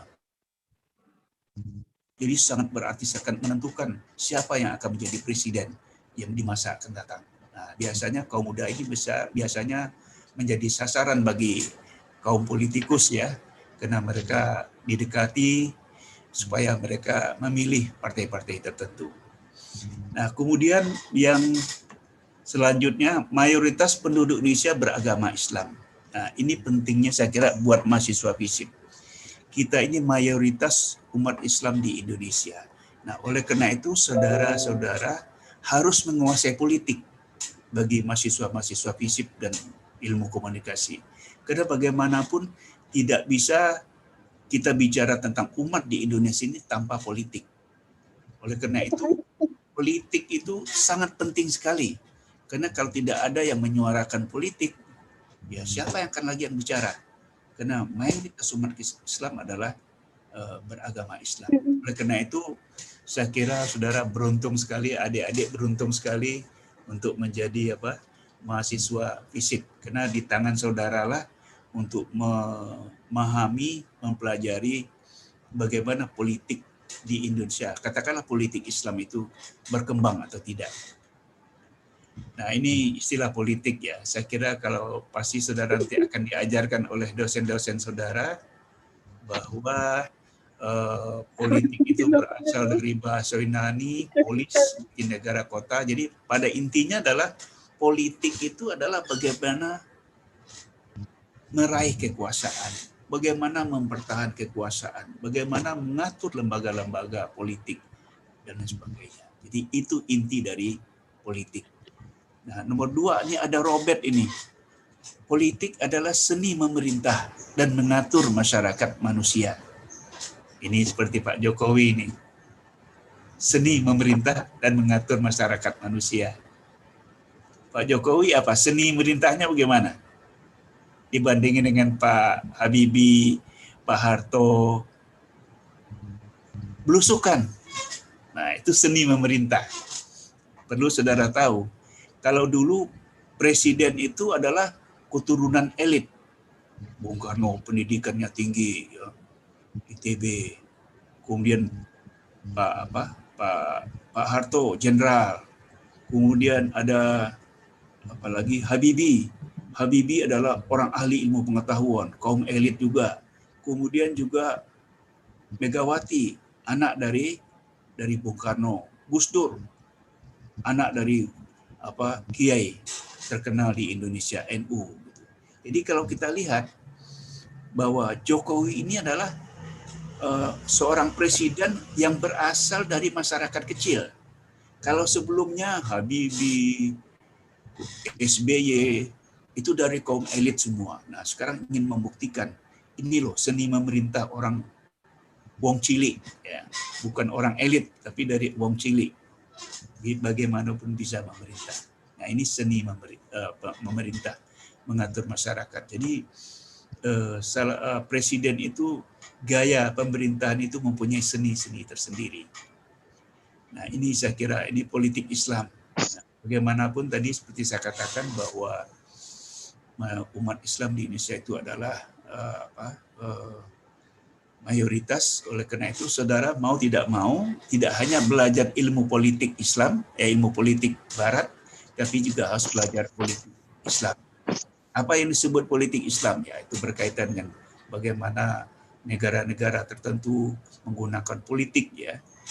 Termasuk partai-partai, ada PKB, ada PKS, ya, dan begitu seterusnya. Nah, kenapa politik Islam ini kok, partai-partai politik Islam ini kok nggak pernah akur? Selalu berantem terus. P3 berantem, PKS berantem, PKB juga begitu. Kalau nggak kalah, bikin partai baru lagi misalnya. Seperti PKS, muncul lagi partai yang lain. PAN juga begitu juga, muncul lagi partai lain juga. Nah, ini kira-kira perlu saudara pelajari, memahami bagaimana politik Islam. Nah, politik Islam berbeda dengan Islam politik. Kalau Islam politik itu lebih berkaitan pada nilai-nilai dan norma, ya, yang bersifat universal. Kemanusiaan, demokrasi, hak asasi manusia, toleransi, dan keadilan. Nah, ini saya kira perlu saudara pelajari nantinya. Nah, oleh karena itu, wawasan akademik yang harus dimiliki oleh FISIP. Nah, ini usul saya. Apa sih wawasan akademik FISIP itu? Yang pertama, saudara memiliki wawasan luas tentang politik, ya, dan komunikasi, ya, dan komunikasi. Jadi tidak hanya politik saja, tapi juga komunikasi baik di dunia Barat maupun Islam.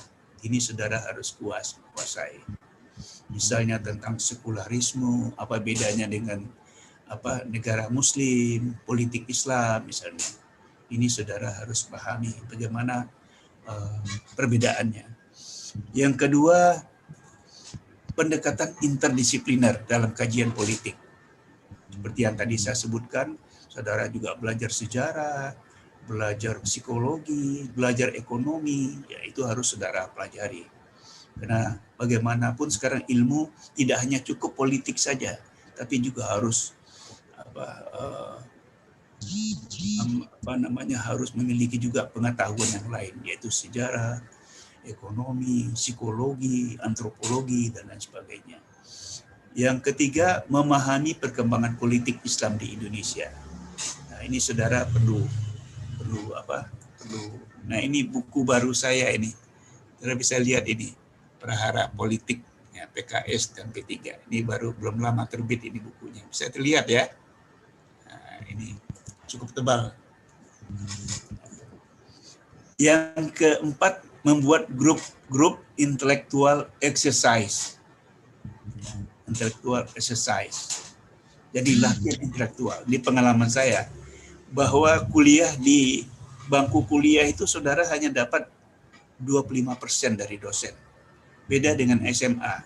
Jadi kalau saudara hanya mengharapkan di bangku kuliah saja hanya dapat 25%. Oleh karena itu saudara juga harus belajar caranya bagaimana membuat intellectual exercise, kelompok-kelompok. Nah dulu kalau saya dengan teman-teman saya dulu semester 3, semester 4 itu membuat kelompok. Namanya Afala Ta'qilun. Dari nama grupnya Afala Ta'qilun. Ada lagi Formaci, dan saya nggak tahu kalau di Palembang mungkin banyak sekali grup-grup intelektual gitu. Jadi pesertanya cuma 5 orang, nggak banyak. Kita diskusi tentang komunikasi, tentang politik gitu ya. Sehingga kemudian mengajukan makalah-makalah, membuat paper-paper tentang isu-isu terbaru, isu-isu kontemporer tentang politik, misalnya tentang komunikasi. Jadi ini penting sekali saudara membuat intellectual exercise. Yang kelima, belajar melakukan survei aspirasi politik masyarakat. Karena seorang politikus, coba saudara melakukan survei, mudah kok caranya. Coba saudara kelompok, saudara misalnya kelas 1A atau 1B misalnya, atau 1C. Coba belajar mensurvei bagaimana aspirasi politik masyarakat. Dan itu dimudahkan. Dan saya kira saudara nanti dalam mata kuliah metodologi, nanti metodologi riset nanti akan diajarkan. Jadi sewaktu saudara masih mahasiswa ini betul-betul memanfaatkan waktu sebaik mungkin sehingga saudara mempunyai wawasan akademik yang luas. Nah, kemudian kemana lulusan FISIP itu nanti? Profil lulusan FISIP itu kemana? Nah, seperti yang saya katakan tadi, bahwa kaum milenial itu tidak hanya cukup menjadi S1, biasanya berlanjut ingin S2 dan S3. Nah, kemana saudara nanti pergi kalau bekerja? Itu bisa jadi dosen, ya apalagi sekarang mungkin terbatas tidak hanya S1, ya harus S2 paling tidak ya. Bisa melakukan penelitian, bisa jadi politisi, bekerja di kampus, negeri, dan swasta.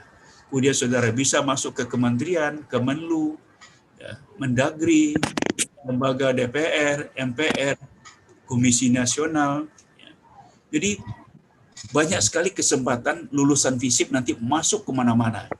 Pengembangan masyarakat, LSM, advokasi, kemanusiaan dan kebudayaan, jadi konsultan, kebijakan publik, resolusi konflik dan mediasi. Dan terakhir, ya, bisa bergerak dalam bidang seni, penerbitan, komunikasi, ya jadi wartawan misalnya dari ilmu komunikasi. Jadi kalau saya lihat bahwa alumni-alumni dari FISIP itu nanti terbuka pintu yang luas untuk bekerja. Jadi saudara nggak perlu khawatir lah. Jadi guru pun juga bisa gitu ya. Nah ini persoalan negara dan bangsa sekarang ini. Ya. Ada apa? Yang pertama adalah bahwa sekarang ini yang kita hadapi bahwa masih ada di zaman era reformasi ini yang ingin mempertahankan negara Islam. Nah, saya kira Pancasila kita perlu memperkuat Pancasila karena Pancasila bagaimanapun adalah suatu anugerah bagi bangsa Indonesia. Saudara bayangkan kalau di negara Arab itu sekarang itu terjadi konflik ya, yang luas gitu. Nah, di Indonesia relatif aman. Kenapa? Ya kita ada Pancasila. Oleh karena itu kita perlu mempertahankan Pancasila sebagai ideologi negara. Yang kedua, pemerataan ekonomi. Kita lihat ada ketimpangan yang luas. Yang ketiga, keadilan sosial. Nah, saya kira dari 5 sila Pancasila ini, saya kira yang paling penting keadilan sosial. Nah, saya kira keadilan sosial ini masih belum tercipta di Indonesia. Yang keempat, good government. Nah, pemerintahan yang bersih. Nah, saya kira tidak waktu berpanjang, saya kira saya tutup dengan ini Pak Dekan. Jadi saya mengharapkan FISIP Raden Patah ini sebagai salah satu universitas yang terbaik ya di Indonesia Amin, amin. mempunyai pemikiran Islam yang serius dalam politik ya dan komunikasi, sehingga dapat meningkatkan kualitas Indonesia yang mumpuni, tetapi juga mampu menjawab permasalahan yang dihadapi masyarakat. Selain itu juga menjawab tantangan globalisasi, memiliki integritas moral dan etika yang santun, serta mampu menerjemahkan pesan-pesan ilahi dalam aktivitas kehidupannya. Saya kira sebagai kenalan ya, pengenalan berbagi pengalaman dengan adik-adik semua, saya kira barangkali cukup ya. Jangan terlalu panjang betul, nanti adik-adik bosan nanti ya. Baik, Pak Dekan, terima kasih. Kalau ada tanya jawab nanti saya akan jawab. Akhirul kalam, wassalamualaikum warahmatullahi wabarakatuh. Waalaikumsalam. Waalaikumsalam warahmatullahi wabarakatuh. Ada Bapak Profesor Amin Nurdin. Waalaikumsalam warahmatullahi wabarakatuh. Waalaikumsalam warahmatullahi wabarakatuh. Baiklah, adik-adik mahasiswa semuanya, tadi sudah kita dengarkan secara seksama materi yang telah disampaikan oleh Profesor Dr. M. Amin Nurdin MA tentang wawasan politik bagi generasi milenial. Ya banyak sekali ya materi yang sudah disampaikan tadi, mulai dari pertama profil dari mahasiswa FISIP itu seperti apa. Salah satunya yang saya catat di sini adalah salah satu profil mahasiswa FISIP itu harus memiliki wawasan akademik ya. Jadi wawasan akademik yang dimaksud adalah harus bisa berpikir secara ilmiah dan memiliki interkoneksi ke berbagai bidang disiplin keilmuan. Salah satunya juga poin materi yang disampaikan tadi terkait masalah generasi milenial juga Profesor Amin juga menyebutkan bahwa generasi milenial di sini adalah generasi yang memiliki bisa dikatakan sebagai penentu arah kemajuan sebuah bangsa. Jadi untuk kedepannya berdasarkan apa yang telah disampaikan oleh Prof. Amin tadi, bahwasanya generasi milenial ini nanti akan menjadi generasi yang memiliki suaranya mayoritas yang akan menentukan siapa yang akan menjadi pemimpin di bangsa ini. Kemudian terkait masalah tentang wawasan politik, tadi juga Profesor Amin juga menyebutkan bahwa politik itu sendiri merupakan sebuah seni memerintah ya, dari awal rezim kepemimpinan presiden pertama sampai sekarang Bapak Jokowi, masing-masing dari presiden memiliki seni memerintah yang berbeda-beda. Baiklah, mungkin itu untuk poin materi yang disampaikan oleh Profesor Amin. Kemudian untuk selanjutnya adalah sesi tanya jawab ya Prof Amin. Ya, baik. Di sini saya selaku moderator membuka dua sesi tanya jawab. Untuk sesi pertama kita akan buka 3 penanya. Di sini sebentar Pak Khawami ya, Pak moderator, ada tamu sebentar, ada yang ngetulis. Sebentar ya. Oh iya Prof, baik Prof. Lanjut aja. Baiklah, untuk adik-adik mahasiswa semuanya. Saya Pak. Saya izin bertanya Pak. Jangan lupa ini ada pesan dari tim FISIP. Pak, izin bertanya Pak. Untuk subscribe YouTube channelnya FISIP, karena subscribe itu gratis ya. Jangan lupa untuk juga mengaktifkan loncengnya biar tahu update terbaru video yang dipublikasi.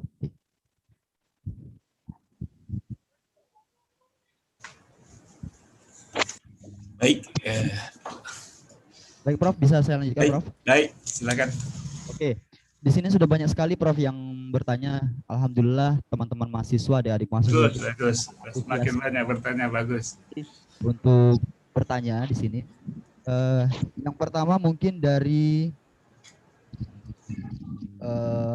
Mulyadi. Ya, Pak. Dari Mulyadi, Prodi Ilmu Politik, yang menanyakan bahwa siapa saja sih pihak yang berperan dalam kegiatan politik? Itu yang pertama, Prof. Jadi siapa saja pihak yang berperan dalam kegiatan politik? Kemudian yang kedua dari Dela Rahma. Pertanyaannya, bagaimana politik di Indonesia sekarang ini menurut pengamatan dan pengetahuan Prof. Amin? Dan juga melihat para pemuda yang sekarang ini yang begitu sedikit untuk berpolitik, ya, maksudnya keinginan kaula muda sekarang untuk terjun ke dunia politik ini sangat minim. Dan mungkin itu pertanyaan untuk dari saudari Dela Rahma. Kemudian yang ketiga di sini ada pertanyaan dari Lia Lestari.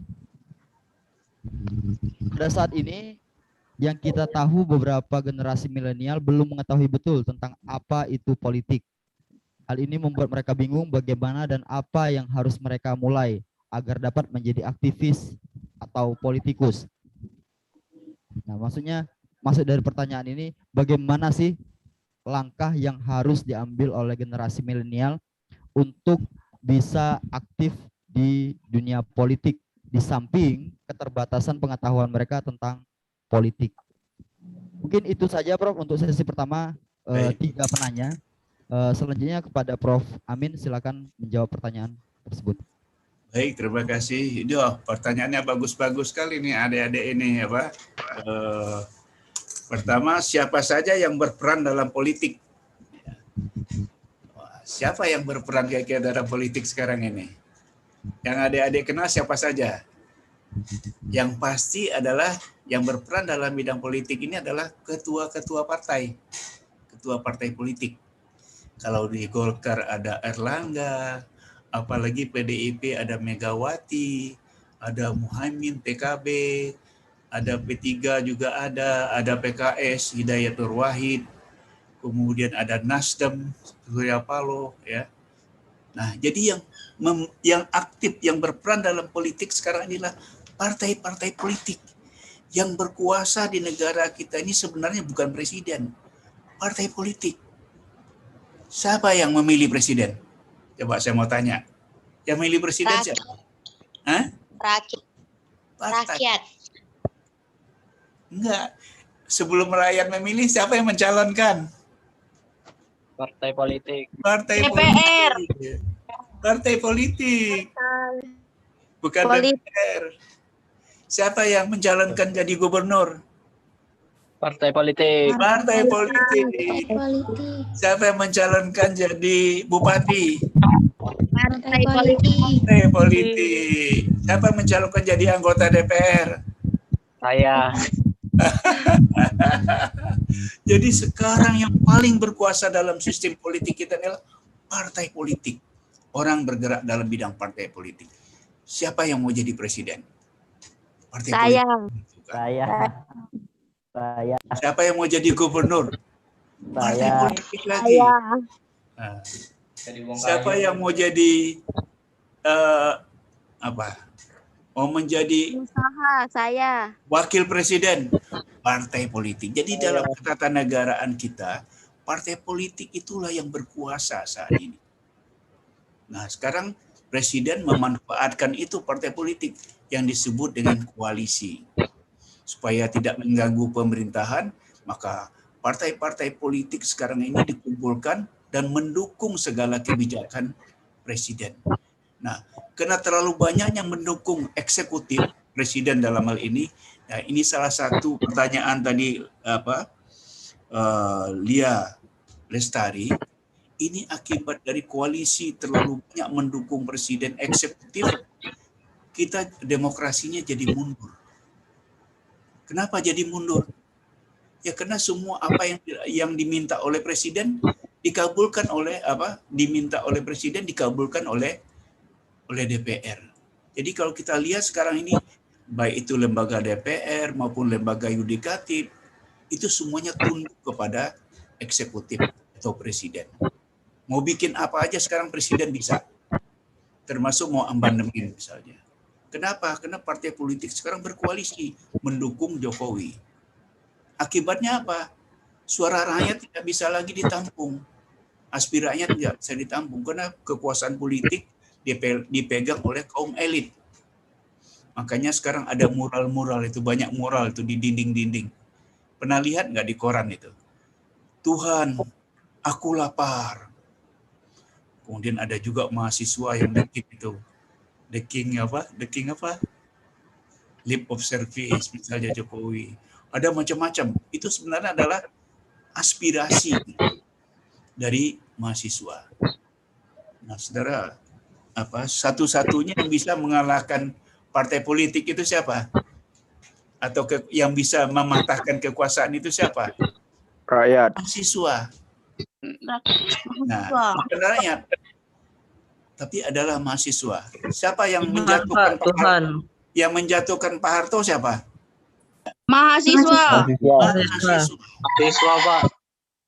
Ini. Nah, kalau saudara belajar politik di negara-negara lain seperti Filipina, negara-negara modern itu, yang menjatuhkan presiden itu, kekuasaan itu adalah kelompok pengusaha, kecuali Indonesia.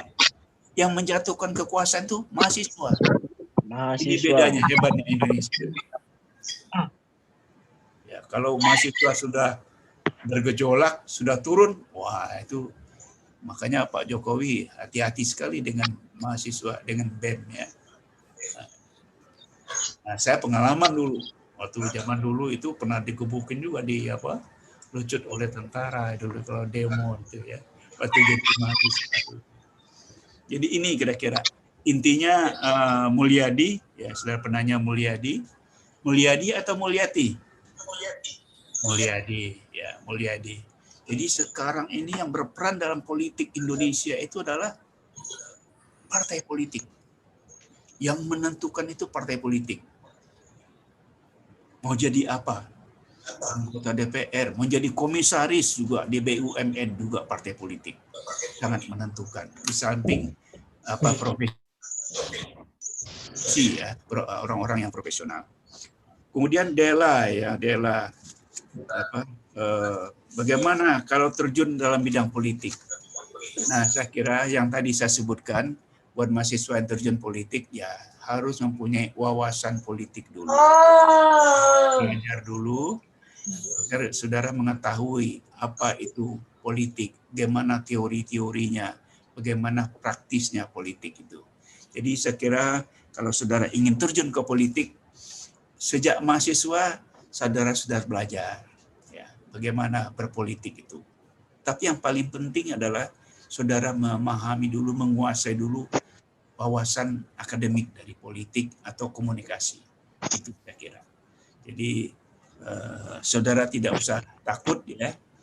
Pokoknya belajar dulu, nah baru kemudian saudara terjun dalam bidang politik. Termasuk saya sendiri, ada partai baru yang ingin mengikut sertakan saya dalam bidang politik. Saya bilang nanti aja, saya bilang. Jadi bagaimana kalau Pak Amin katanya terjun dalam bidang politik jadi pengurus, ada partai politik baru yang akan lahir. Nah, tapi saya bilang nanti sajalah. Nah ini tadi tentang Dela. Di pertanyaan Lia Lestari, saya kira hampir sama ya tadi dengan pertanyaan yang kedua. Jadi bagaimana langkah politik, ya saudara harus belajar dulu tentang wawasan akademik politik, belajar dulu apa itu teori-teori politik ya. Seperti tadi saya sebutkan ada beberapa tokoh-tokoh politik, belajar bagaimana manajemen politik, belajar tentang partai ya. Nah, baru saudara nanti terjun ke bidang politik. Dan saya kira banyak kok mahasiswa. Hampir 60%, hampir sekitar 50% ya, saya kira itu mungkin lebih saya kira ya, di DPR itu adalah politisi-politisi muda gitu, seperti Fadlizon ya. Fadlizon itu juga dulu aktif di waktu di mahasiswa. Dia jadi politikus. Muhaimin juga dulu masih mahasiswa aktif dalam berpolitik. Din Samsudin juga seperti itu juga. Saya nggak tahu kalau di Palembang siapa ya kaum mudanya, tapi banyak. Ada orang dari Sumatera Selatan itu seperti Tantowi Yahya, ada Helmi Yahya, itu juga aktif dalam politik. Jadi tidak usah khawatir, saudara kuasai dulu ilmunya, baru nanti saudara terjun dalam bidang politik. Apakah masuk dalam LSM, apa masuk sebagai politisi, partai-partai, pintu sangat terbuka luas untuk Anda. Begitu kira-kira Lia Lestari. Begitu Pak Moderator, Pak Khawami. Baiklah, terima kasih Prof. Amin untuk jawaban dari pertanyaan yang telah diajukan oleh dari rekan-rekan mahasiswa sekarang ya. Baiklah, untuk sesi selanjutnya di sini masih banyak sekali Prof ya pertanyaan-pertanyaan yang diajukan oleh silakan. Untuk sesi kedua di sini 3 penanya selanjutnya adalah yang pertama dari Nabila Rahma. Nabila Rahma. Nabila Rahma di sini menanyakan tentang bagaimana peran generasi milenial dalam politik pada masa pandemi seperti sekarang ini. Jadi bagaimana peran generasi milenial dalam politik pada masa pandemi seperti sekarang ini. Pertama itu dari saudari Nabila Rahma. Kemudian yang kedua dari Puput Melati. Bagaimana cara terbaik menurut Profesor Amin untuk menanamkan wawasan politik kepada generasi milenial agar para generasi milenial tidak hanya memahami politik dari sisi kekuasaan saja. Yang kedua dari Puput Melati, yang ketiga dari Puji Lestari. Berdasarkan apa yang sudah dibacakan oleh moderator tadi, bahwa banyak sekali tulisan yang ditulis oleh Profesor Amin itu tentang resolusi konflik. Yang ingin saya tanyakan, bagaimana untuk meresolusi konflik yang terjadi di Indonesia di tengah masa pandemi seperti sekarang ini? Oke Prof, itu mungkin 3 penanya untuk sesi yang kedua ini. Yang pertama tadi dari Nabila Rahma, kemudian yang kedua dari Puput Melati, dan yang ketiga dari Puji Lestari. Kepada Prof. Amin silakan untuk menjawab pertanyaan tersebut. Baik, terima kasih Pak Kawami, Pak Rektor. Saya kira di pertanyaannya juga cukup bagus ya. Dari Nabila, bagaimana peran generasi milenial dalam masa pandemi ini dalam bidang politik, apakah menurun atau naik?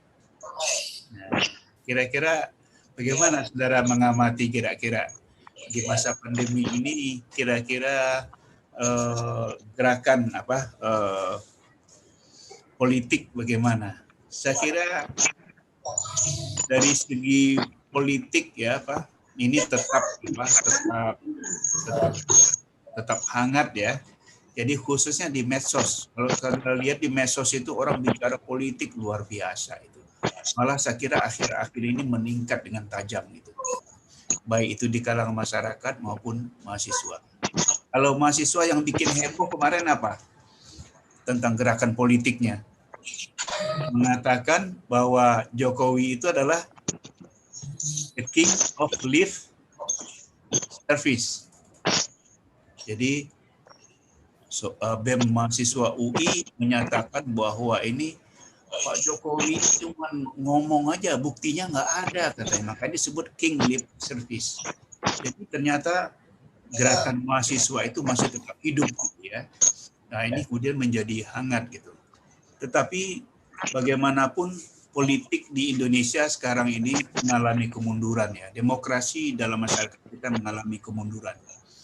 Jadi dalam 2 tahun terakhir ini kita kalau menurut survei itu demokrasi kita tuh jadi mundur. Jadi dulu tahun 2019 itu nilainya 6,48, sekarang 6,38. Jadi kita dalam keadaan mundur sekarang. Kenapa dalam keadaan mundur? Orang takut bicara.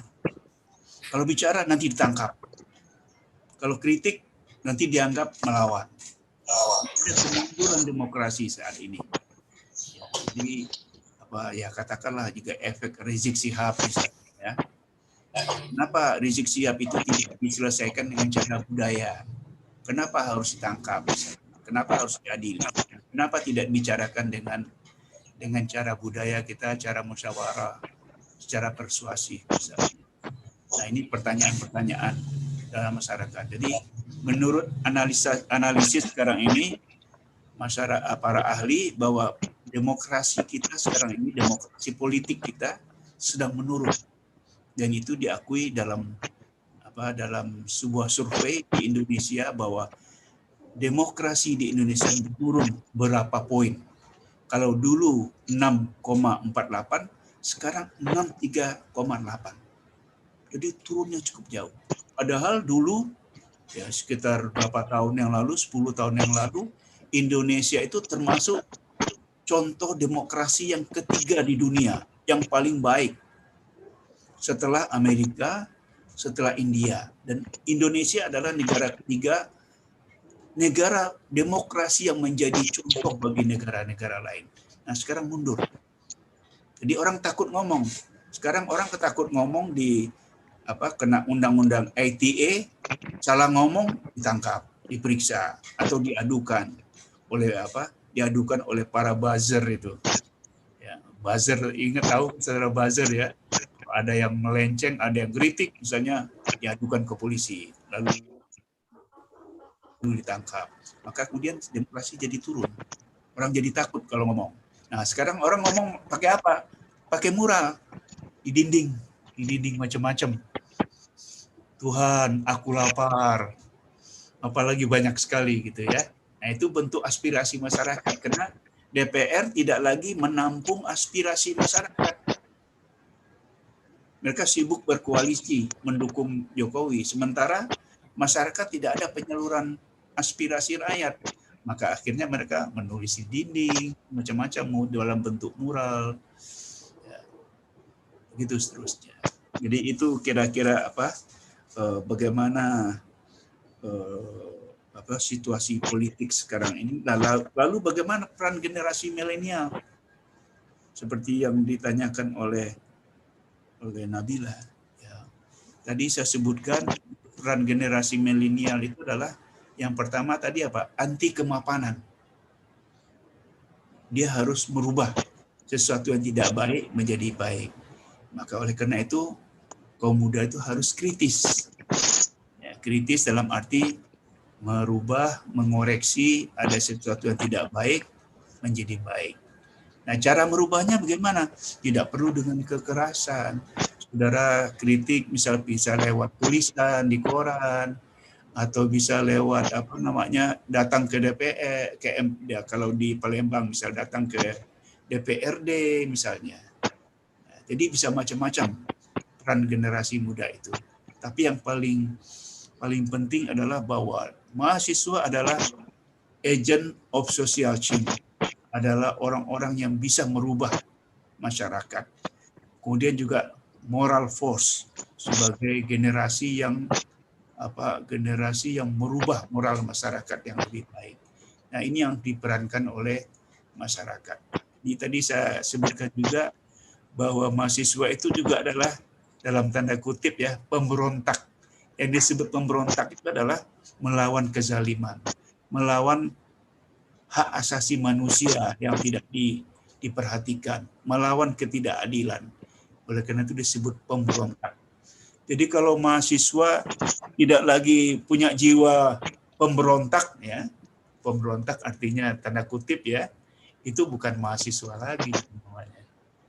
Itu mahasiswa nggak punya daya kritis lagi. Jadi saudara tetap mempunyai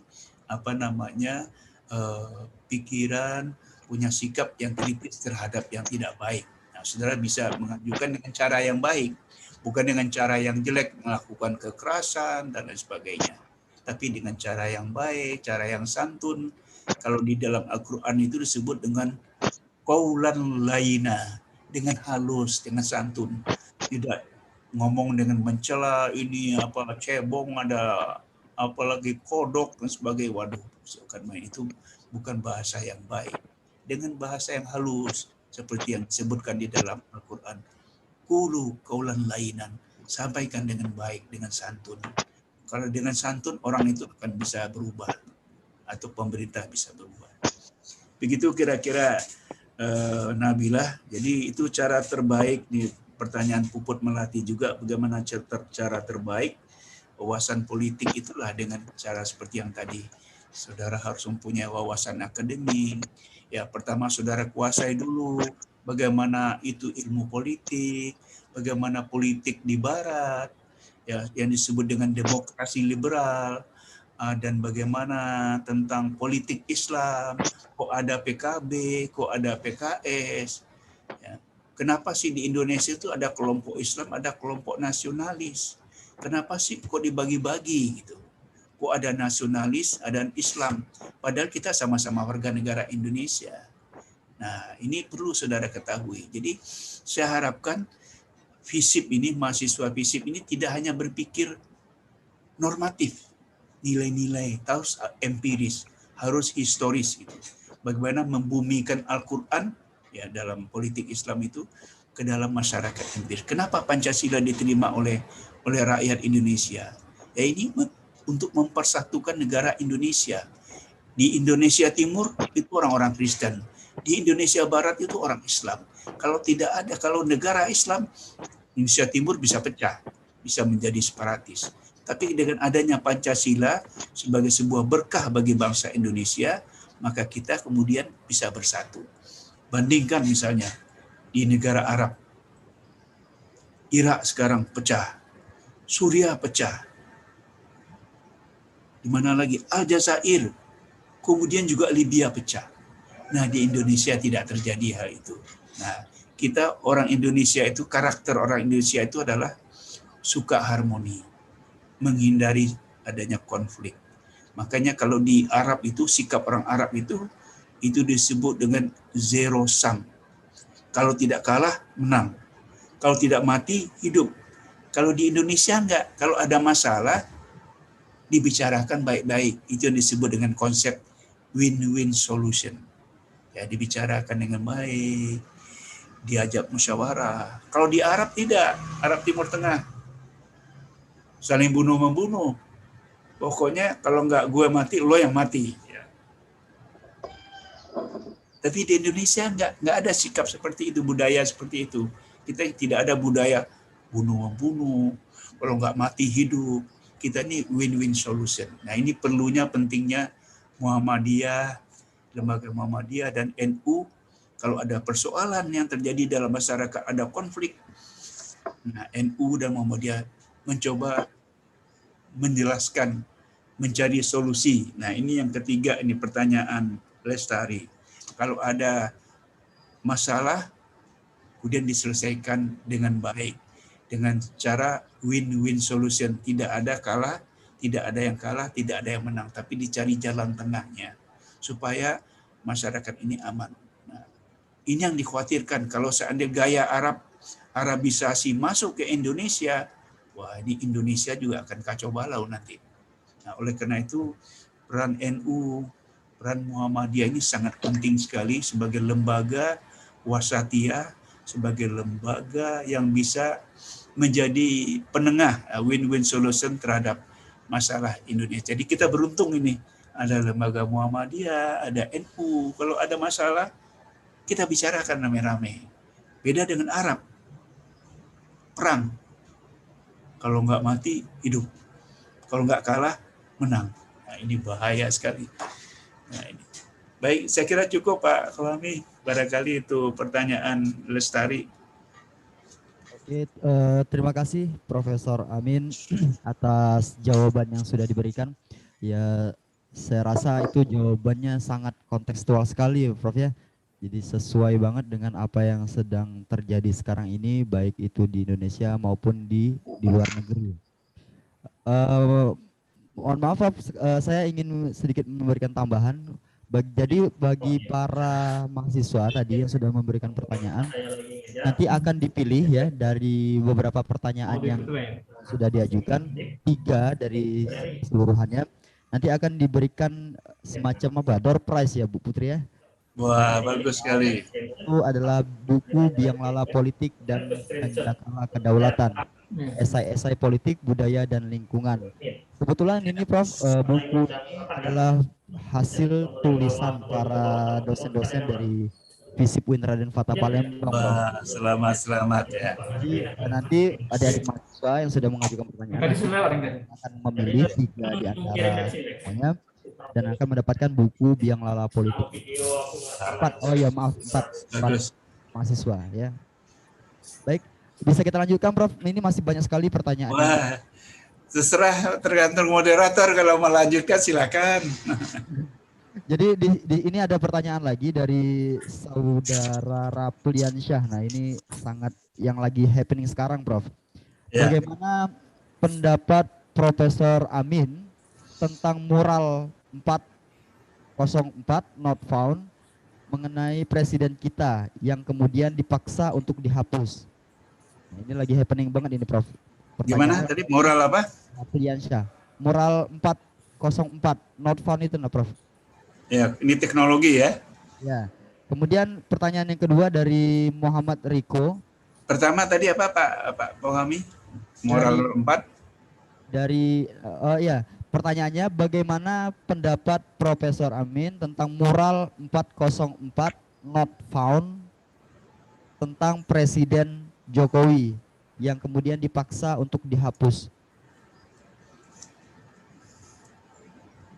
Ya. Oke. Kemudian yang kedua dari Muhammad Riko, bagaimana membentuk karakter pemimpin yang amanah? Karena pada akhir-akhir ini banyak sekali pemimpin kita yang dinilai sangat tidak amanah. Oke, yang ketiga pertanyaan dari Aldi Wiranata. Bagaimana cara menyeimbangkan antara politik dan agama agar tidak saling bertentangan? Oke, Prof, mungkin itu 3 dari pertanyaan untuk sesi ini. Silakan kepada Profesor Amin untuk menjawab pertanyaan tersebut. Ya. Baik, saya kira tadi ada ini ya, moral. Iya, Prof. 4 ya, yang Jokowi dihapus ya di medsos ya. Iya, Prof, lagi happening banget itu, Prof, ya. Jadi ini kan kritik sebenarnya ya. Iya, Prof. Jadi saya kira ini kritik ini perlu, saya kira tadi sudah saya sampaikan juga, ini kritik terhadap Jokowi ya. Ini tadi saya katakan bahwa sekarang ini ada gejala penurunan demokrasi di Indonesia. Jadi kebebasan kritik sekarang ini menjadi pertanyaan besar. Kenapa kok Indonesia sekarang ini kok jadi mundur demokrasinya? Jadi kita penting sekali, karena bagaimanapun kalau demokrasi ini mundur, maka kemudian kita akan mengalami ketakutan yang luar biasa gitu. Takut berpendapat ya. Takut mengeluarkan aspirasi kepada masyarakat. Nah, ini saya kira sebabnya adalah karena kalau kekuasaan yang terlalu tinggi, Presiden Jokowi bisa menjadi otoriter. Jadi kalau orang itu takut berbicara, kemudian salah ngomong ditangkap oleh polisi, dibawa menjadi tersangka dan sebagainya. Nah, saya kira sebaiknya sekarang ini pemerintah harus mengurangilah tangkap menangkap. Kalau ada salah bicara, salah bisa diselesaikan dengan cara persuasif. Termasuk seperti Rizik Syihab itu.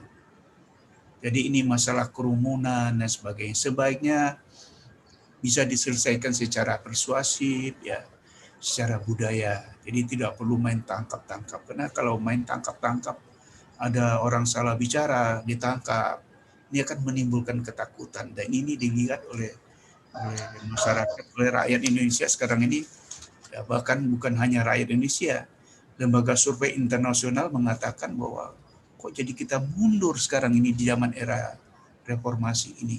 Kenapa kita nggak bebas lagi ngomong? Tapi kalau ngomong yang bisa dipertanggungjawabkan.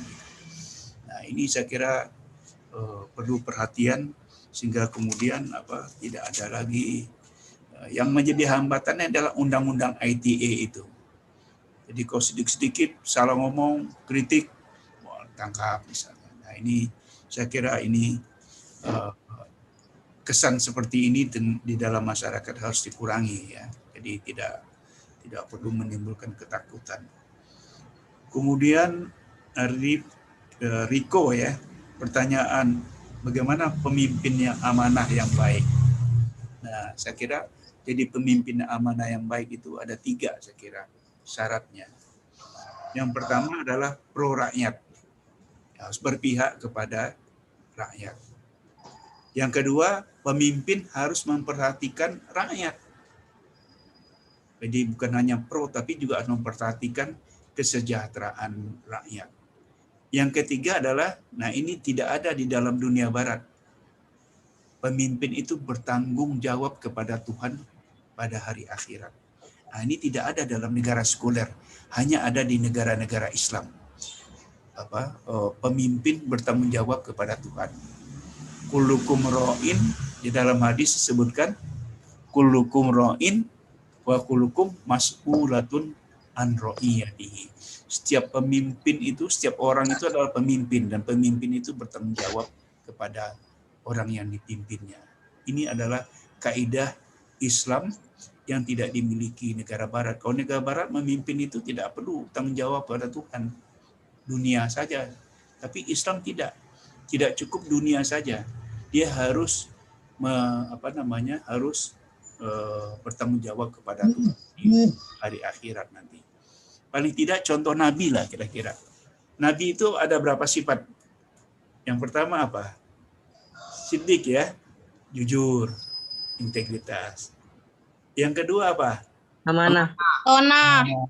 Harus menyampaikan amanah, harus bertanggung jawab, amanah, dipercaya. Fatona. Nah, ini fatona. Jadi pemimpin itu tidak hanya cukup siddiq saja. Jujur saja tidak cukup. Amanah juga tidak cukup. Tapi yang penting adalah juga harus dimiliki fatona. Fatona itu artinya apa? Smart. Pinter. Jenius. Ini penting fatona itu. Bukan fatona yang ditangkap masuk penjara itu ya. Tapi fatona dalam arti smart, pinter.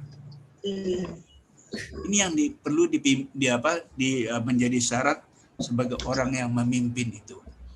Berpihak kepada rakyat, memperhatikan kesejahteraan rakyat. Yang ketiga adalah bertanggung jawab kepada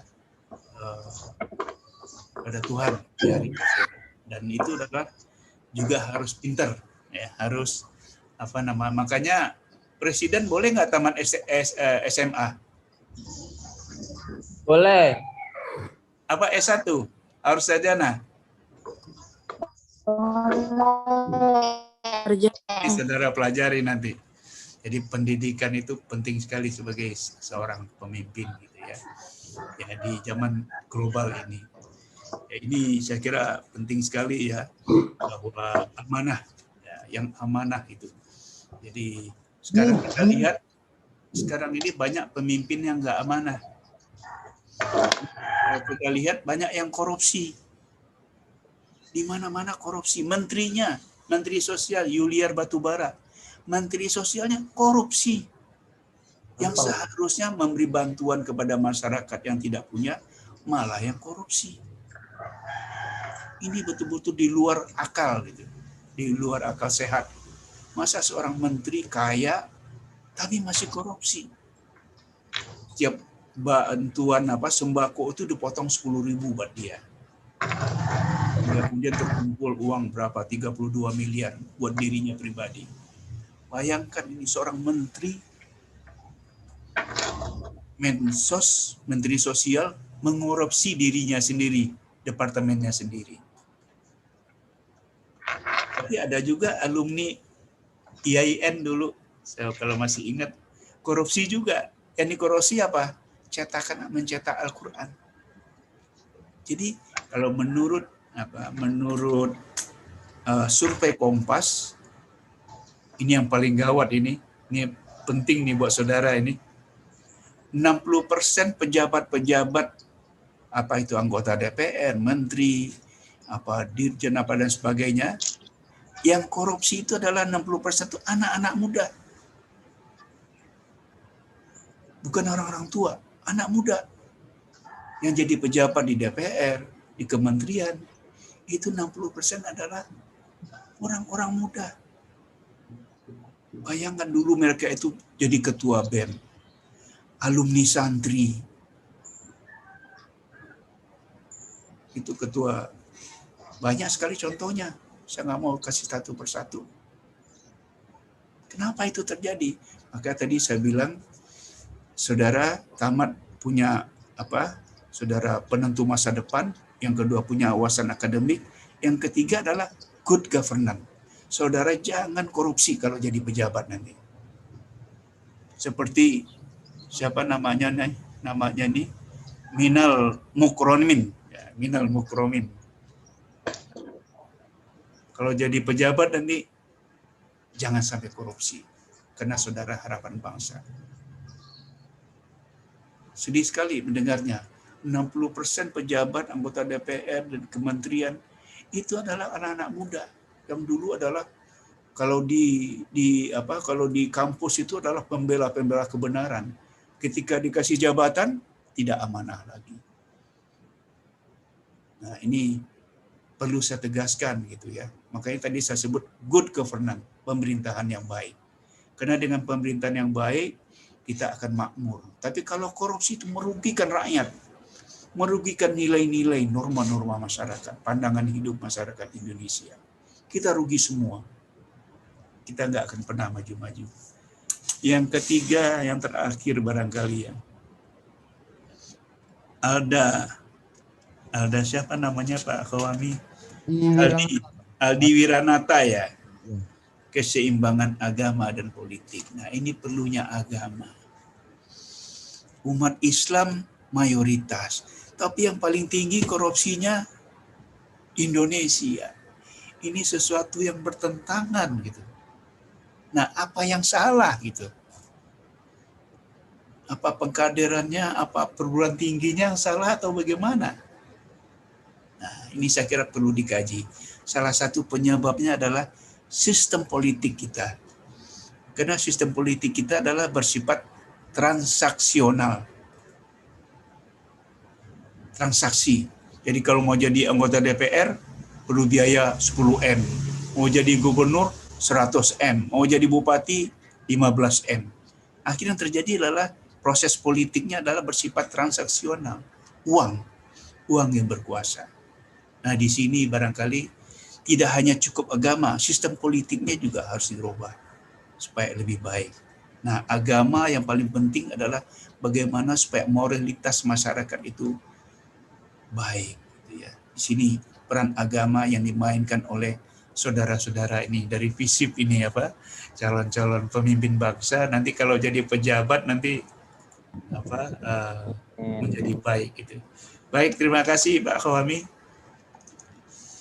Baiklah, terima kasih Profesor Amin sudah memberikan jawaban dari apa yang sudah ditanyakan oleh adik-adik mahasiswa.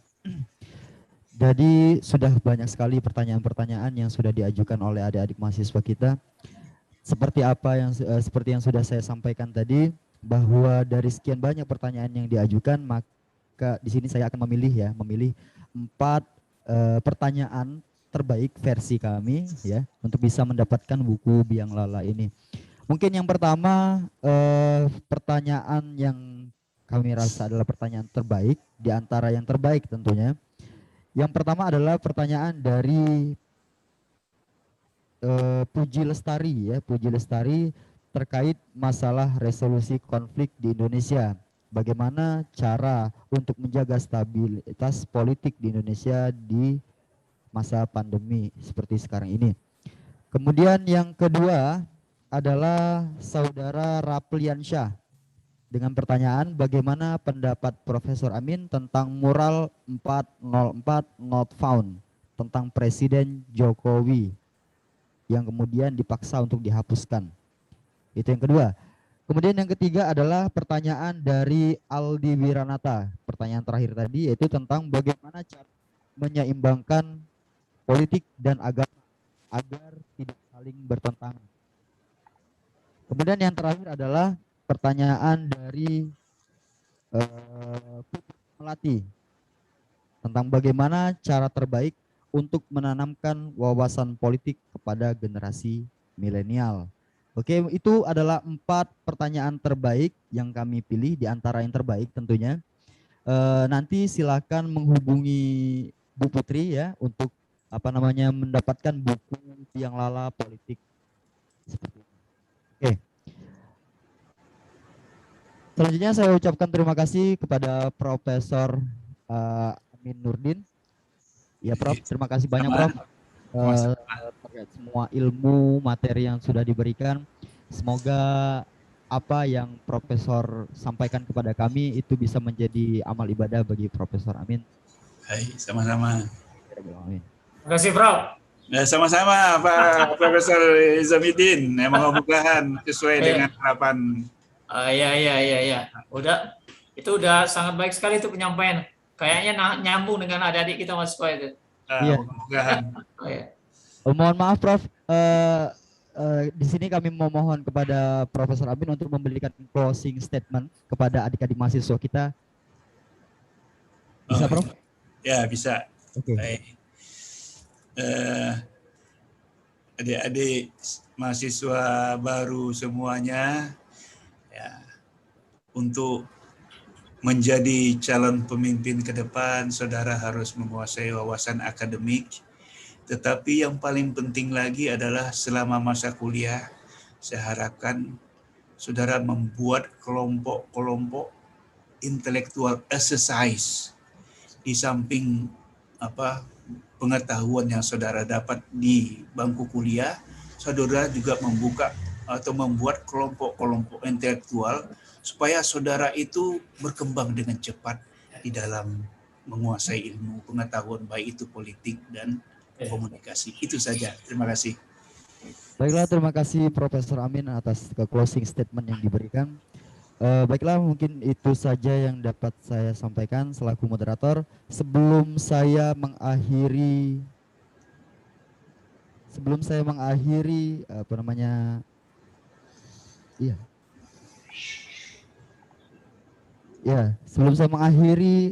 sesi pemberian materi sekarang ini, izinkan saya membacakan pantun, Prof. Jadi kalau di Sumatera Selatan itu nggak sah kalau nggak ditutup dengan yang namanya pantun, Prof. Kurang lebih. Ya, betul.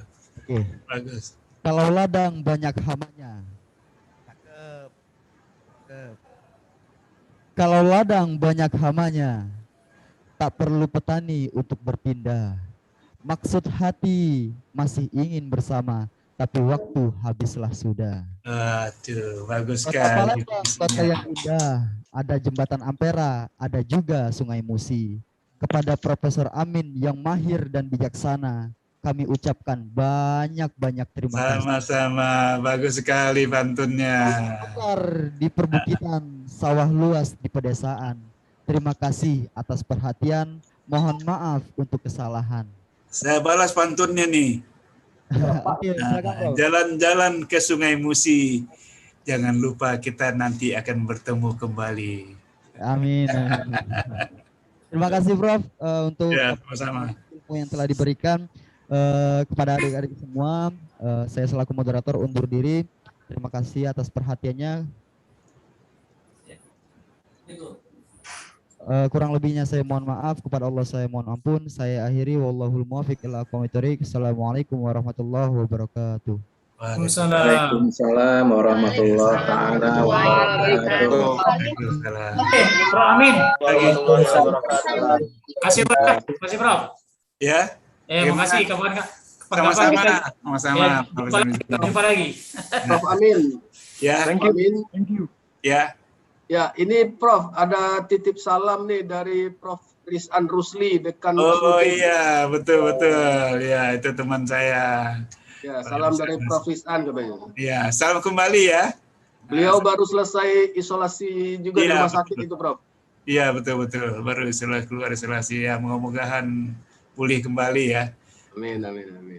Sampaikan salam kembali ya. Baik. Ya, Prof. Baik, sampai ketemu lagi Pak Izamidin. Assalamualaikum warahmatullahi wabarakatuh. Pamit ya. Warahmatullahi wabarakatuh. Assalamualaikum.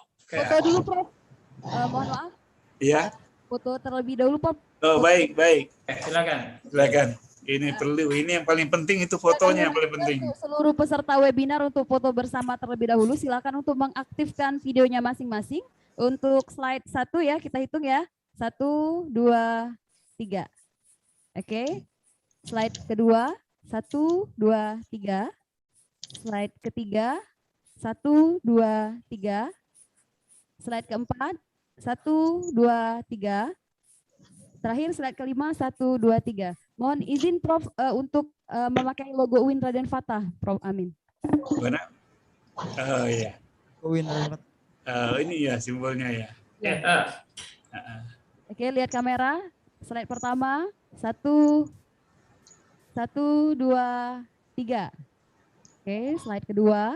1, 2, 3. Slide ketiga. 1, 2, 3. Slide keempat. 1, 2, 3. Yang terakhir, slide kelima. 1, 2, 3. Baik. Terima kasih untuk narasumber kita hari ini, Prof. Amin dari UIN Syarif Hidayatullah Jakarta. Terima kasih banyak Prof, ilmunya yang sangat menginspirasi kaum milenial, khususnya mahasiswa-mahasiswi baru Fakultas Ilmu Sosial dan Politik. Oke, kami minta juga close statement dari Dekan Visip UIN dan Fata Palembang kepada Udah ditutup tadi sudah. Ditutup ya. Baik. Terima kasih. Sampai ketemu lagi. Assalamualaikum warahmatullahi wabarakatuh. Mohon pamit ya. Waalaikumsalam warahmatullahi wabarakatuh. Setelah lift terlebih dahulu ya.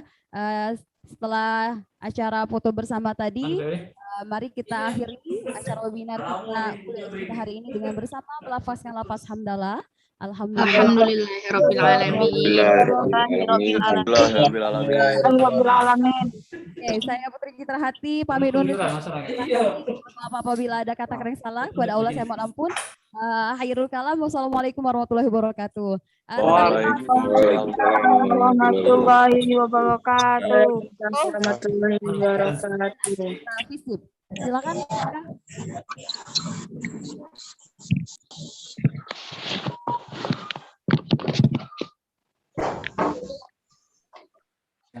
Sebelum ditutup ya, ada penampilan video dari adik-adik biasa Abi Chandra ini, bujang gadis dari Fakultas Ilmu Sosial dan Politik. Adik-adik mahasiswa baru bergabung bersama mereka nantinya. Bisa di-share. Surabaya segera mencarikan solusi tempat berjualan sementara.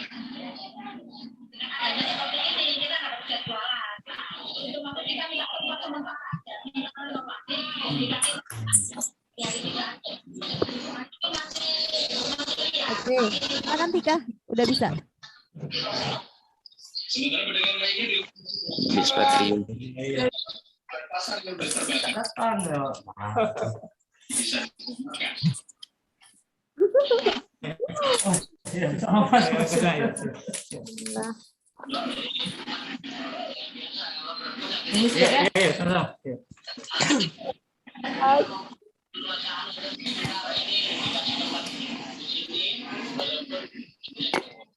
pasar jajanan di kawasan Jalan Pasar Kembang Surabaya Minggu sore terbakar. Lokasi dari sudah terbakar. Korsleting listrik di salah satu kios. Kebakaran berhasil pada 20 unit mobil pemadam kebakaran dikerahkan ke lokasi. Dari Jawa Timur, Hari Tambayong, iNews melaporkan. Kembali terjadi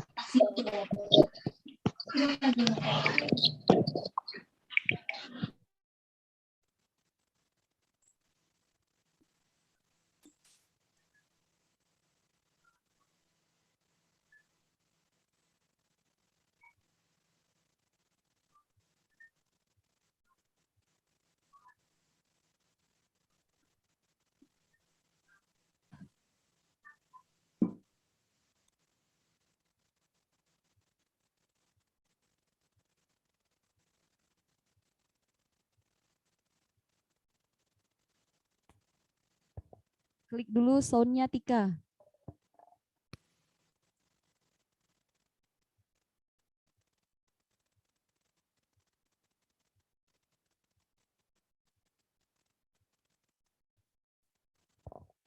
Buat adik-adik mahasiswa baru yang mungkin penasaran, ada channel YouTube-nya di Abiasa Abi Chandra ya. Silakan di like dan subscribe.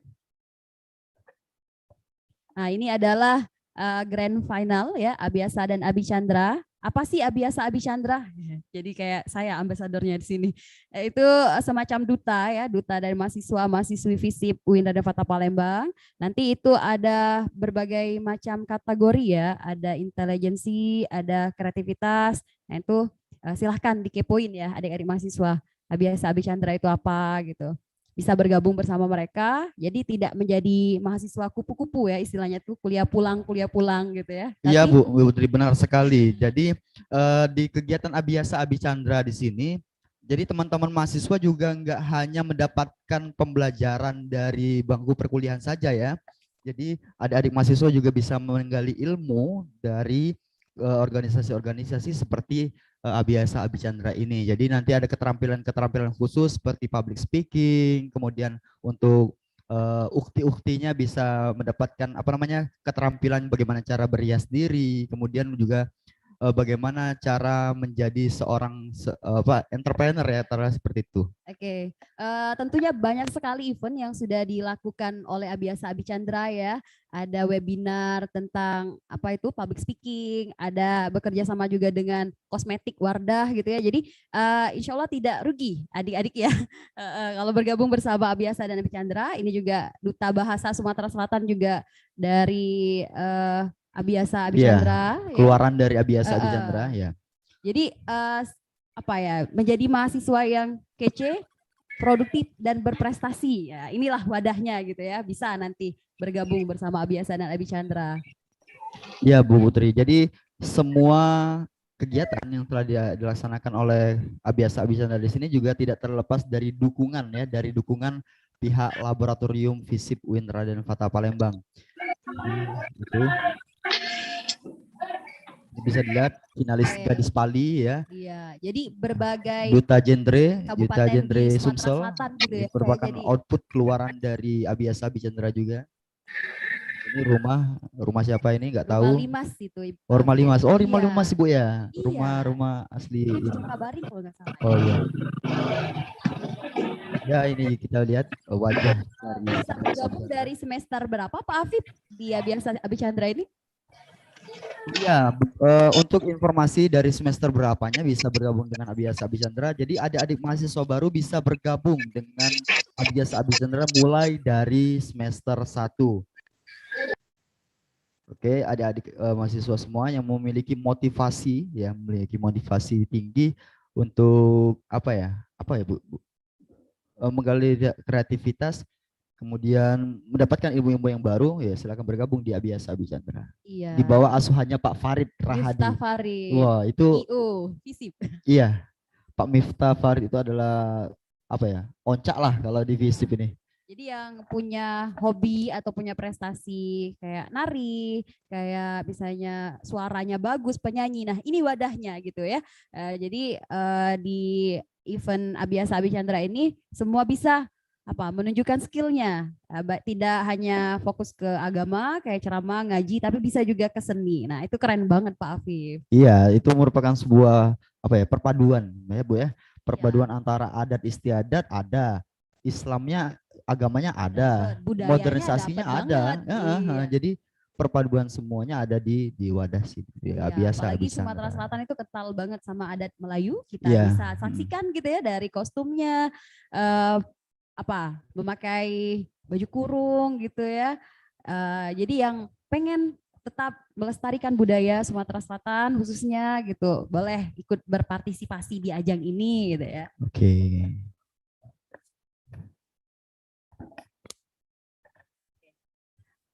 Udah, terima kasih Syartika atas penampilan videonya. Jadi Syartika ini finalis pemenang ya, Abiasa ya. Kalau Abiasa tuh gendis perempuannya, kalau Abicandra itu Raka sebutannya atau bujangnya. Bujangnya. Iya, jadi tidak cuma kabupaten kota yang mengadakan event Bujang Gadis, di FISIP juga internal kita juga mengadakan event seperti itu ya. Iya, Jadi itu pun bertingkat Bu, ada Bujang Gadis UIN-nya juga itu. benar, nanti bisa diikut sertakan juga di Bujang Gadis Sumatera Selatan. Nah, yang punya bakat atau pengen memang tertarik ke dunia ini, silahkan ya, kita FISIP punya wadahnya. Gitu. Oke. Baik, terima kasih. Itu tadi penampilan dari video profile dari Abiasa Abi Chandra Visip Wirada Fata Palembang. Saya informasikan juga yang pemenang dapat door prize ya dari Fakultas Ilmu Sosial dan Politik, 4 penanya terbaik ya. 4 penanya terbaik di antara terbaik. Wah, luar biasa. Ini pemilihnya ini dosen-dosen muda, ya dosen-dosen muda yang kece-kece masih ya, ada Pak Eko, ada Pak Afif, ada Pak Yulion, ada Pak Rilian. Jadi semua disatukan, terbitlah 4 penanya terbaik ini. Oke, Ibu ulangin lagi ya. Yang pertama itu ada Rapliansyah, kemudian yang kedua ada Puji Lestari, yang ketiga ada Aldi Wiranata, yang keempat ada Puput Melati. Nah, silakan diambil ya buku Biang Lala Politik dan Sejankala Kedaulatan. Ini tulisan karya dari seluruh dosen Visip UIN Raden Fatah Palembang. Jadi beruntunglah kalian memiliki buku ini gitu ya. Nanti bisa diambil di jam kerja ya, jam kerja di Visip ya. Khususnya bisa ketemu saya di Prodi Ilmu Komunikasi. Terima kasih. Oke, terima kasih adik-adik mahasiswa baru untuk acara kuliah kita hari ini. Silakan kalau mau undur diri, jangan lupa ya untuk like and subscribe YouTube channel dari Visip UIN Raden Fatah Palembang. Terima kasih. Ya, IG-nya juga boleh ya, IG dari media sosial dari Visip. Pokoknya dikepoin, diikutin biar tahu update terbaru gitu ya dari Visip. Ya, IG dosennya boleh.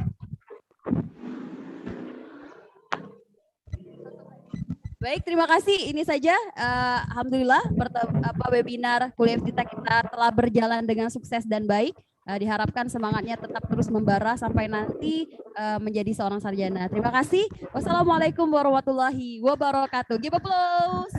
Waalaikumsalam warahmatullahi wabarakatuh. Kawan. Waalaikumsalam warahmatullahi wabarakatuh. Waalaikumsalam warahmatullahi wabarakatuh. Assalamualaikum warahmatullahi wabarakatuh. Gigi kape otak gue. Allah. Oh iya guys. Piye iki bisa dipateni. Lupa cuma kader kan terus. Sekarang yuk.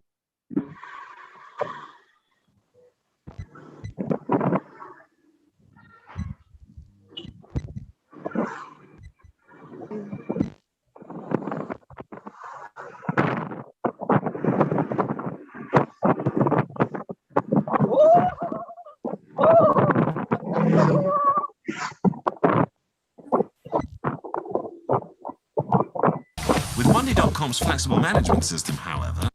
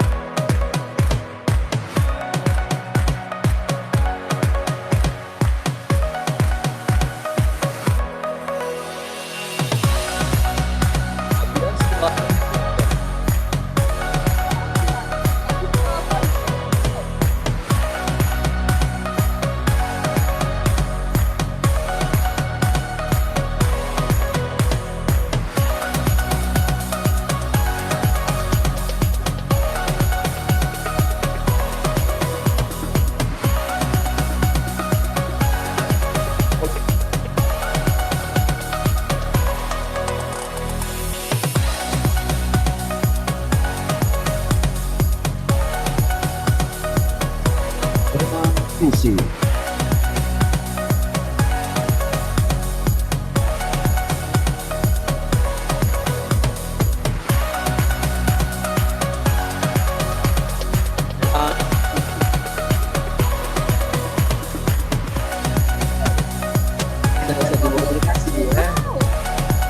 Wah, sampai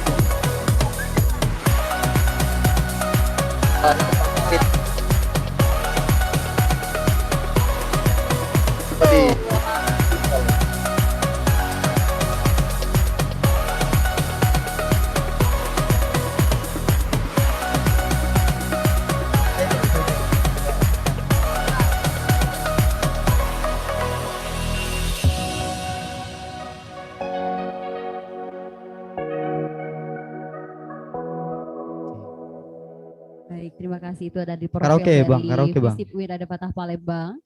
Dari Muhammad Ridho, Bagus Aryaduta Saputra, dan Chandra Diatma merupakan mahasiswa Ilkom. modai. Iya, Bang Ilkom. Iya, iya, iya. Ayo foto. Ayo foto.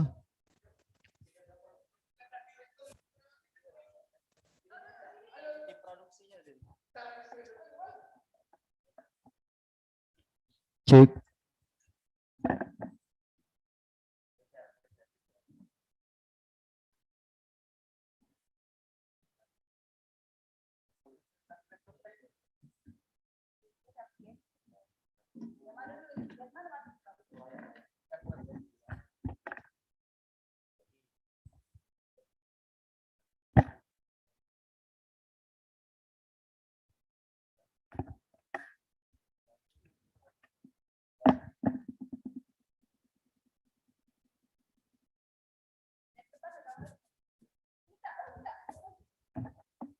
Dokumentasi.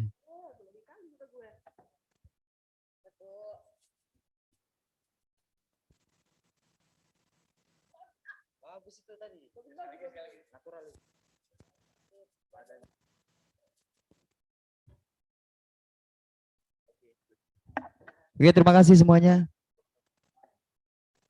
Lift, lift, lift.